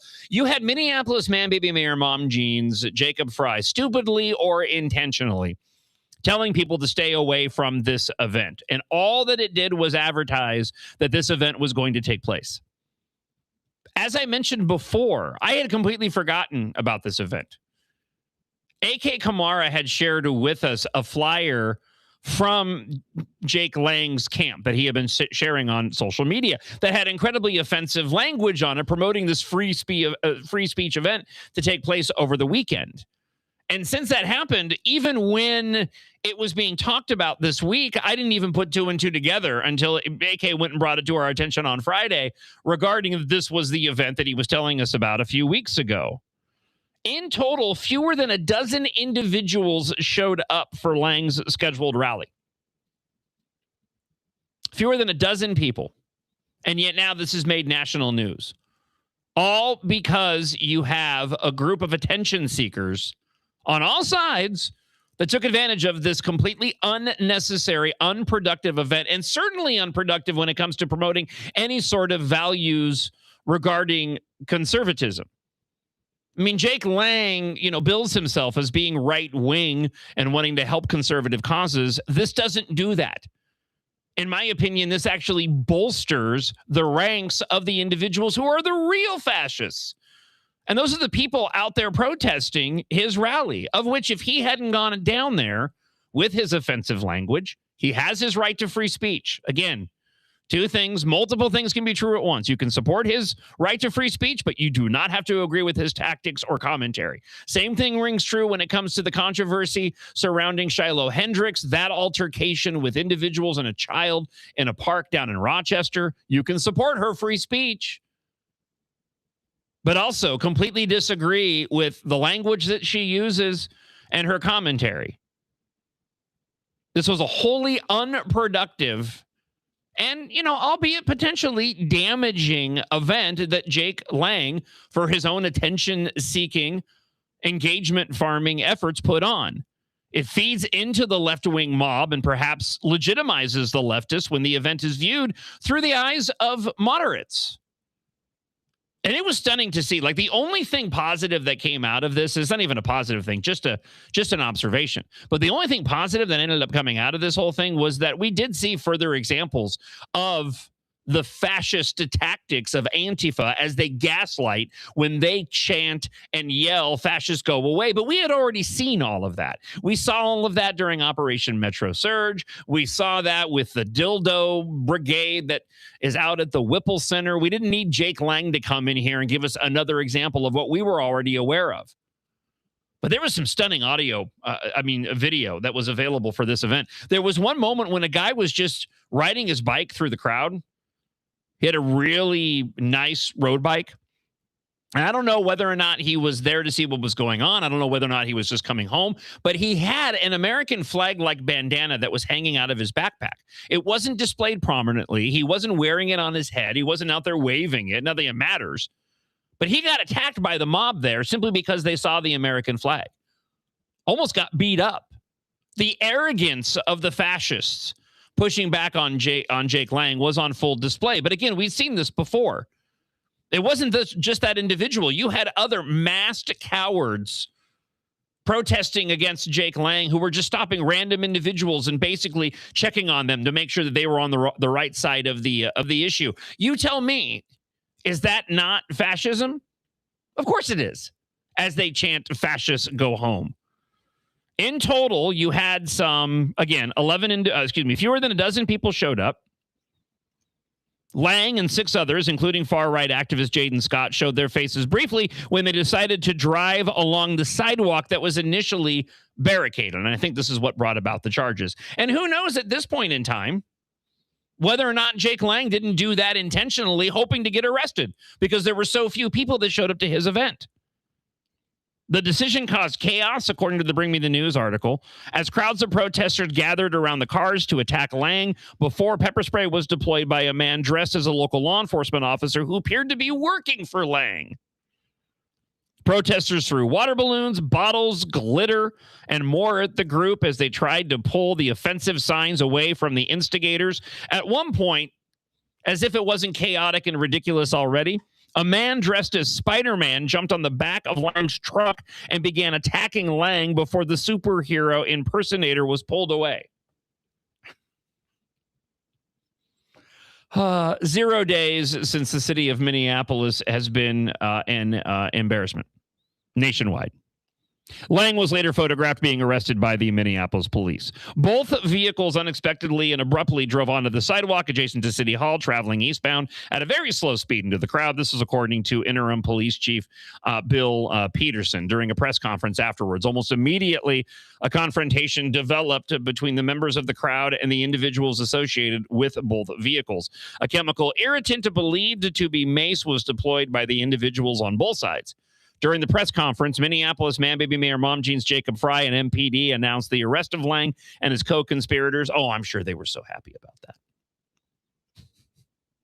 I'm sure Jacob Fry was giddy. There were 11 people total, so it wasn't just individuals on the right that were arrested in the wake of all of this. There were people on the left as well. And I just wanted to clarify that because I think there was a lot of people online that were saying that nobody else was arrested. On the left, it was only Lang, and that wasn't the case. Outside of Lang's group, 4 other individuals were arrested. Their identities have not been shared, of course. MPD confirmed the aforementioned individual dressed as a law enforcement officer had no affiliation with police.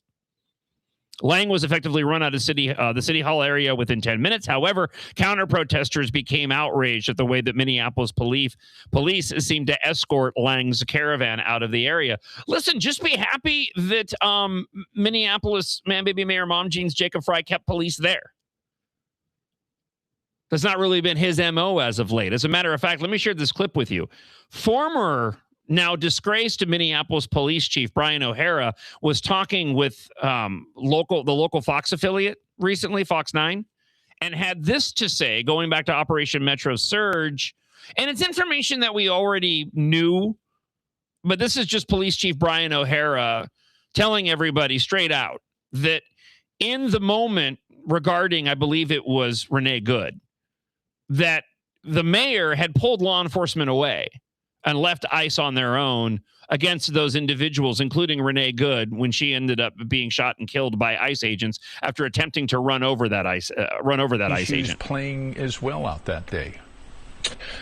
Well, as I mentioned, it was continuously getting more difficult. It was getting more challenging, and it was certainly less and less communication as time went on. I think even on that scene that morning, there were agents telling our officers to leave. Yeah. Officers were told to leave.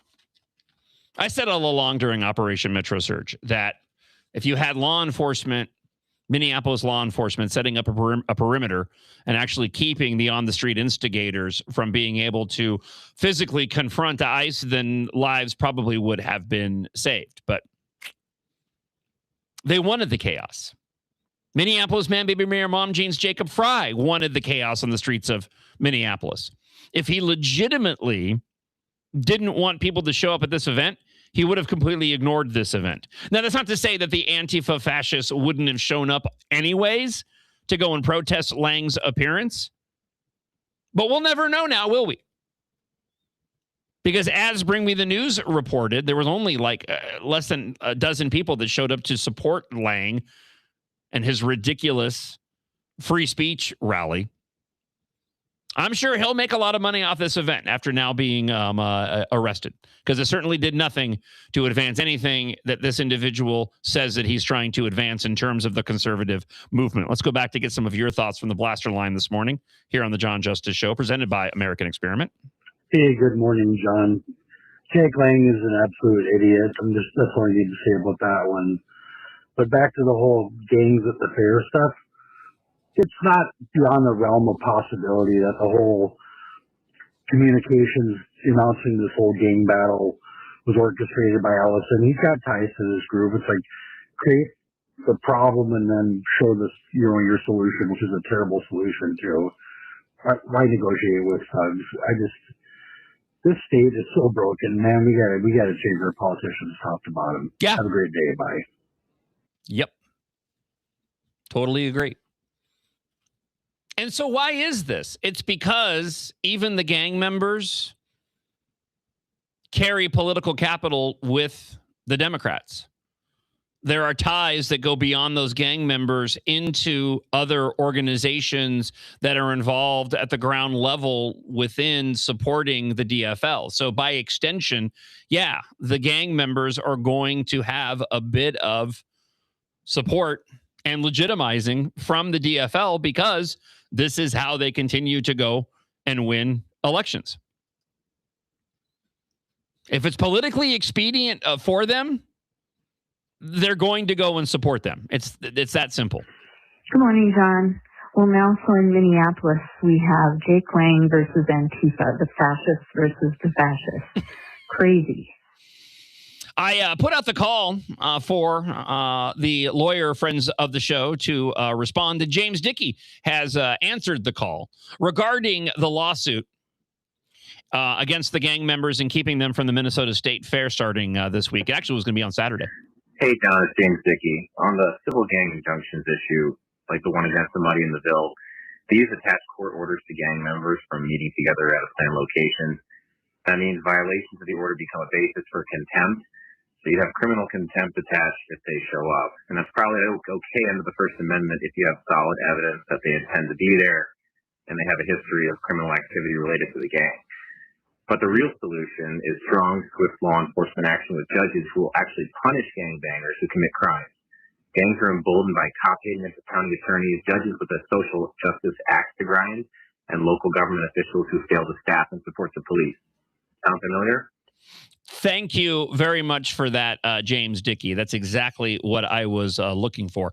By the way, I won't mention the company of which the program that we are using for the Blaster line, who they are. However, I do want to note, I'm assuming the transcriptions that I get on the blast, and we are looking to improve the audio quality of that, just so you guys are aware. We are looking to make it so that the quality of when you leave a comment is better than what you currently hear. So we're getting to that. That being said, they ended up bleeping out gangbangers in the transcript. So I'm reading over James Dickey's comments here prior to playing them, and I'm like, why did James Dickey get censored in the commentary on that? He said gangbangers. Apparently, the AI overlords didn't appreciate that. Let's get back to some of your thoughts from the Blaster line this morning. Hey, John, great show. On to Jake Lang. They arrested him and his people for riot, 60971. I don't think that this arrest is going to meet the elements of that, which is a threat of violence and things like that. But how could Jake Lang be arrested for riot when, to my understanding, he never even got out of the car? And I'm sure he wasn't one of the people driving. I think what's going to happen in the long run is he's going to end up costing the city of Minneapolis a lot of money. So that's just my take on this whole thing. Thank you. And on top of that, as I mentioned before, this story is getting buried in the wake of this completely avoidable event that took place over the weekend. You had some 87 vehicles that had their windows smashed. It's ridiculous. And people weren't even stealing anything. They did not take anything. One of my neighbors had Milwaukee power tools, thousands of dollars worth of Milwaukee power tools, and none of that was taken. So one resident who had her car vandalized. Minneapolis police declined an interview request, but told 5 Eyewitness News that items have been stolen in some cases. Police also said some descriptions described the group of juveniles. Others described it as a single-masked individual. Police have increased their presence and issued a crime spree response to protocol in recent days. Repair costs will likely have to come out of the pocket of the individuals who own the cars, especially because the damage isn't meeting the deductible, according to one resident.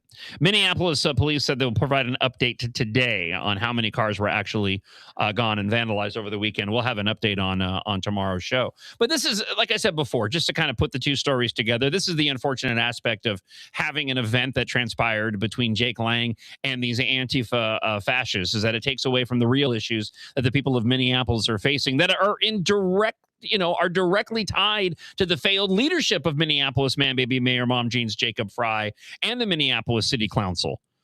At Alpha News, Dr. Mo Smith, a Minneapolis business owner, has reported a 75% decline in her business since the 2020 George Floyd riots. She attributes this to soft safety concerns, citing numerous incidents of crime and disorder at her business, criticizing local politicians for prioritizing ideological agendas over addressing the immediate safety issues, and urges them to focus on practical solutions. This is an interview done over at Alpha News with Liz Collin. I encourage you to head on over to Alpha News and check out the entirety of the interview. At the end, the owner said, "It gets harder every day, but I'm pretty stubborn and I don't want my city to fall. Like, I have a very strong responsibility to my patients. I feel a strong responsibility to this city. I feel a strong responsibility to this state. There are a lot of people like us, but you can only keep so much on us before we collapse. And the real tragedy here is the bias. If this were happening under any leadership that felt that it would hurt the Democrats' electoral chances, this would be addressed further. But unfortunately, these business leaders, they just simply get ignored. And they're allowed to be, well, I shouldn't say they're allowed to be ignored, but they are. They're completely ignored, because to go and focus on it when it comes to the leadership in Minneapolis would almost be an admission that they're the ones that are responsible for it, because they are the ones that are responsible for it. And you're never going to go and see them take responsibility for what's been happening to the businesses. So I pray for this business owner and any other business owner who's committed to Minneapolis in order to try to make a living and be successful in their business ventures. Let's go back to the blaster line. If these cars are being vandalized and the glass smashed, I'm guessing the AG will go after the car companies for making the glass in the car able to be smashed. Yeah, just a matter of time before Keith Ellison starts blaming the glass manufacturers for making glass that is so easily broken. All right, before we close the show out, I want to bring you one more item. I wanted to share this with you. Derek Chauvin, as we've been talking about since last week. His attorney has moved, right, requesting the dismissal of the murder charges for a third time, this time alleging due process violations. His attorneys argue the case assignment to the Minnesota Attorney General Keith Ellison and the lack of a grand jury indictment invalidate the charges. We talked with Liz Collin about this last week. I wanted to share with you a chunk of the interview that was done on Newsmax. Liz Collin and police officer, obviously, who was swept up in all of this during the death of George Floyd, Tou Thao, talked with Newsmax, especially in the wake of, and specifically in the wake of Derek Chauvin's attorney and his move to dismiss the charges. The interview starts with the host on Newsmax asking Tou Thao basically how he's been doing since being released from jail. I'm doing okay. It's been a long process. I've now been back about 8 months now, so it's just kind of get reacclimated with my wife and kids. So, but I'm doing well. Thank you for asking. Thank you, sir. Are you working? I am not working. I'm just a stay-at-home dad right now, just trying to teach my kids and just love on them. The last 3 years have been difficult, but that's just my job right now. Well, you are still standing, and it's remarkable. And everybody in the country was lying about you guys, and I'm so sorry for that. How long were you in jail, and what did they ultimately convict you of, or what was the crime technically? Well, I was convicted in state court, aiding and abetting manslaughter, and then there was also federal court 3 counts of violating civil rights. So, Liz Conlon, you have found out some amazing information every step of the way, and of course, we all know that Derek Chauvin has filed a petition to vacate this murder conviction. You have talked to the lawyer. The lawyer has been. This case is flawed from the very, very beginning. Could you tell us where things are right now? Yeah, I will say it's good to see Tou. I know he's kind of a humble warrior. And we've been telling his story over at Alpha News as well, but he has a lot of support in Minnesota, and it's clear these guys were railroaded. But this is a very revealing petition, Greg, filed just Tuesday in Hennepin County Court. Greg Joseph is the name of the attorney now representing Derek Chauvin, but he's calling that the charges against Chauvin illegal, the trial a fraud, and he is now asking that the charges be dismissed. Now, those allegations of fraud, I know you're going to be shocked here, Greg, they are pointed squarely at Governor Tim Walz and Attorney General Keith Ellison. Perhaps sounds familiar, but this is just days after May 25th, 2020. You have a veteran Hennepin County prosecutor. She did not want to charge the other officers at all, the 3 other officers, and she thought actually additional charges against Chauvin went too far. Several Hennepin County prosecutors, they were not comfortable with the charges. The Hennepin County attorney at the time, his name is Mike Freeman, he's not happy about that, and that is when you see this maneuver happen that Mike Freeman is in talks with Governor Tim Walz. Governor Tim Walz takes the case from Hennepin County, gives it then to Attorney General Keith Ellison. Guess what happens? That's when Derek Chauvin is charged with second-degree murder, the most serious charge. According to the law, that can't happen. The Hennepin County attorney is supposed to ask in writing to transfer a case to the Attorney General. That didn't happen. And again, the law states the transfer can only happen if a grand jury looks into any misconduct by a public officer in the county. Those are the exact words from the law. Guess what? A police officer is a public officer. So this is a 31-page petition, really a bombshell, I would say, petition in this case filed this week in Hennepin County Court, saying this entire case was unlawful from the start. You can see more of this interview, and I would encourage you to do so, especially the portion talking with Tou Thao and his experience being swept up in all of this at American Experiment on their X feed. I believe it's up at americanexperiment.org as well. One more item that I want to share with you before we wrap up the show today, and I meant to play this in the middle of when we were talking about the Jake Lang protest and riot that broke out over the weekend. But this is audio of a group of self-proclaimed Democrat socialists of America. I believe they were all talking on a Zoom meeting. This was making the rounds on X over the weekend. I wanted to share it with you. The Democratic Party establishment that we have has to be ripped out. We can actually start to grab hold of the ship of state and steer it in our direction, but it's going to be a violent process. Our country needs to change, and this Democratic Party needs to change. I was more than glad to go on Hassan's stream. This is we need as Democrats, we need to go into these spaces. Israel has a plan of creating a greater Israel in the Middle East. And Eretz Israel would require Israel to expand quintuple its size by eating up half of Lebanon, parts of Iraq, parts of Egypt, most of Jordan, parts of Iran. It's not an accident that the same people that will take the AIPAC money take all the other money too. You know, where they're messaging each other like, oh, there's a war over here. Won't that be profitable for us? What if we started some instability over there? AIPAC doesn't care about democracy. AIPAC cares about what AIPAC cares about, which is the corporate interests, the billionaire class, and perpetuating this U.S. colony in the Middle East that is only able to exist with our taxpayer support. Yeah, what you heard there was a smattering of commentary coming from Democrat socialists, communists. And it was the very beginning of that I wanted to focus on, about how this is a violent organization and group. And this is why stunts like Jake Lang's are unproductive at their least, certainly when it comes to promoting conservative values, and inspirational at their worst to those who might want to join the ranks of these violent communists to push back on individuals like Jake Lang, because it feeds directly into their narratives. And it's incredibly unfortunate. What is good news, though, is that there seems to be, universal condemnation coming from conservatives regarding his ridiculous attention-seeking, engagement farming actions.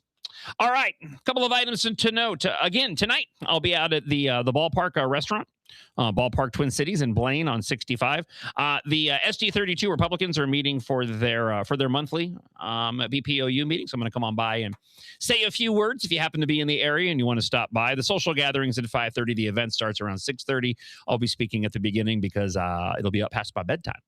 Need to go get some sleep. And of course, we'll be out at the Minnesota State Fair this Saturday. Somebody had asked, is this the only day? Yes, this is the only day that Center of the American Experiment will be out at the Minnesota State Fair. The location of the booth for the Minnesota State Fair will be over by the grandstand. If you're familiar with, it's where usually all of the different media outlets are. I think KFAN's right over there. The Minnesotan, shout out to my buddy Corey over at the Minnesotan. Love me some Minnesotan clothes. I need to get me some Minnesotan stuff for the show. Yeah. We're going to be located right over there. So Corey had texted earlier, and I'll come on by and say hi. Absolutely. But I will be there 11 until 1, handing out a lot of free stuff that we have here from Center of the American Experiment, and I look forward to seeing you on Saturday. Between now and then, we still have 4 shows to do. A little change this week. David Gartenstein-Ross will be on the show Wednesday at 6:30, not tomorrow, to talk artificial intelligence. But we'll certainly have all of the latest news of the day to share with you starting tomorrow morning, and stuff in the stack that I did not get a chance to get into today, including the teachers union is boycotting Target now, saying that the company was silent on the ICE surge. Yes, because apparently Target needed to speak up out against ICE. No, the teachers union is looking for some support and some press, and to have people join their ranks, and so they're making Target a target of their ire once again. Also, residents are weighing in on the impacts of the ICE detention center in Appleton. So those are a few of the stories I didn't get a chance to cover on the show today. We'll certainly dive into those and more tomorrow morning on the show. If you missed any portion of today's John Justice Show presented by American Experiment, you can listen to the podcast available on the MixLR app. It's free, and that's where you can listen to the show. Also, across all the podcast platforms, and if you want to watch a video replay of the show today, Center of the American Experiment, Rumble, Facebook, and YouTube, and my personal Facebook and YouTube pages. And follow us on our new John Justice Show social media accounts. John Justice Show, JON, on TikTok and X, so you never miss any of the highlights of the show on social media. Have yourself a fantastic rest of your Monday, and I'll talk to you guys tomorrow morning starting at 6 a.m. God bless, and I'll talk to you then. Bye.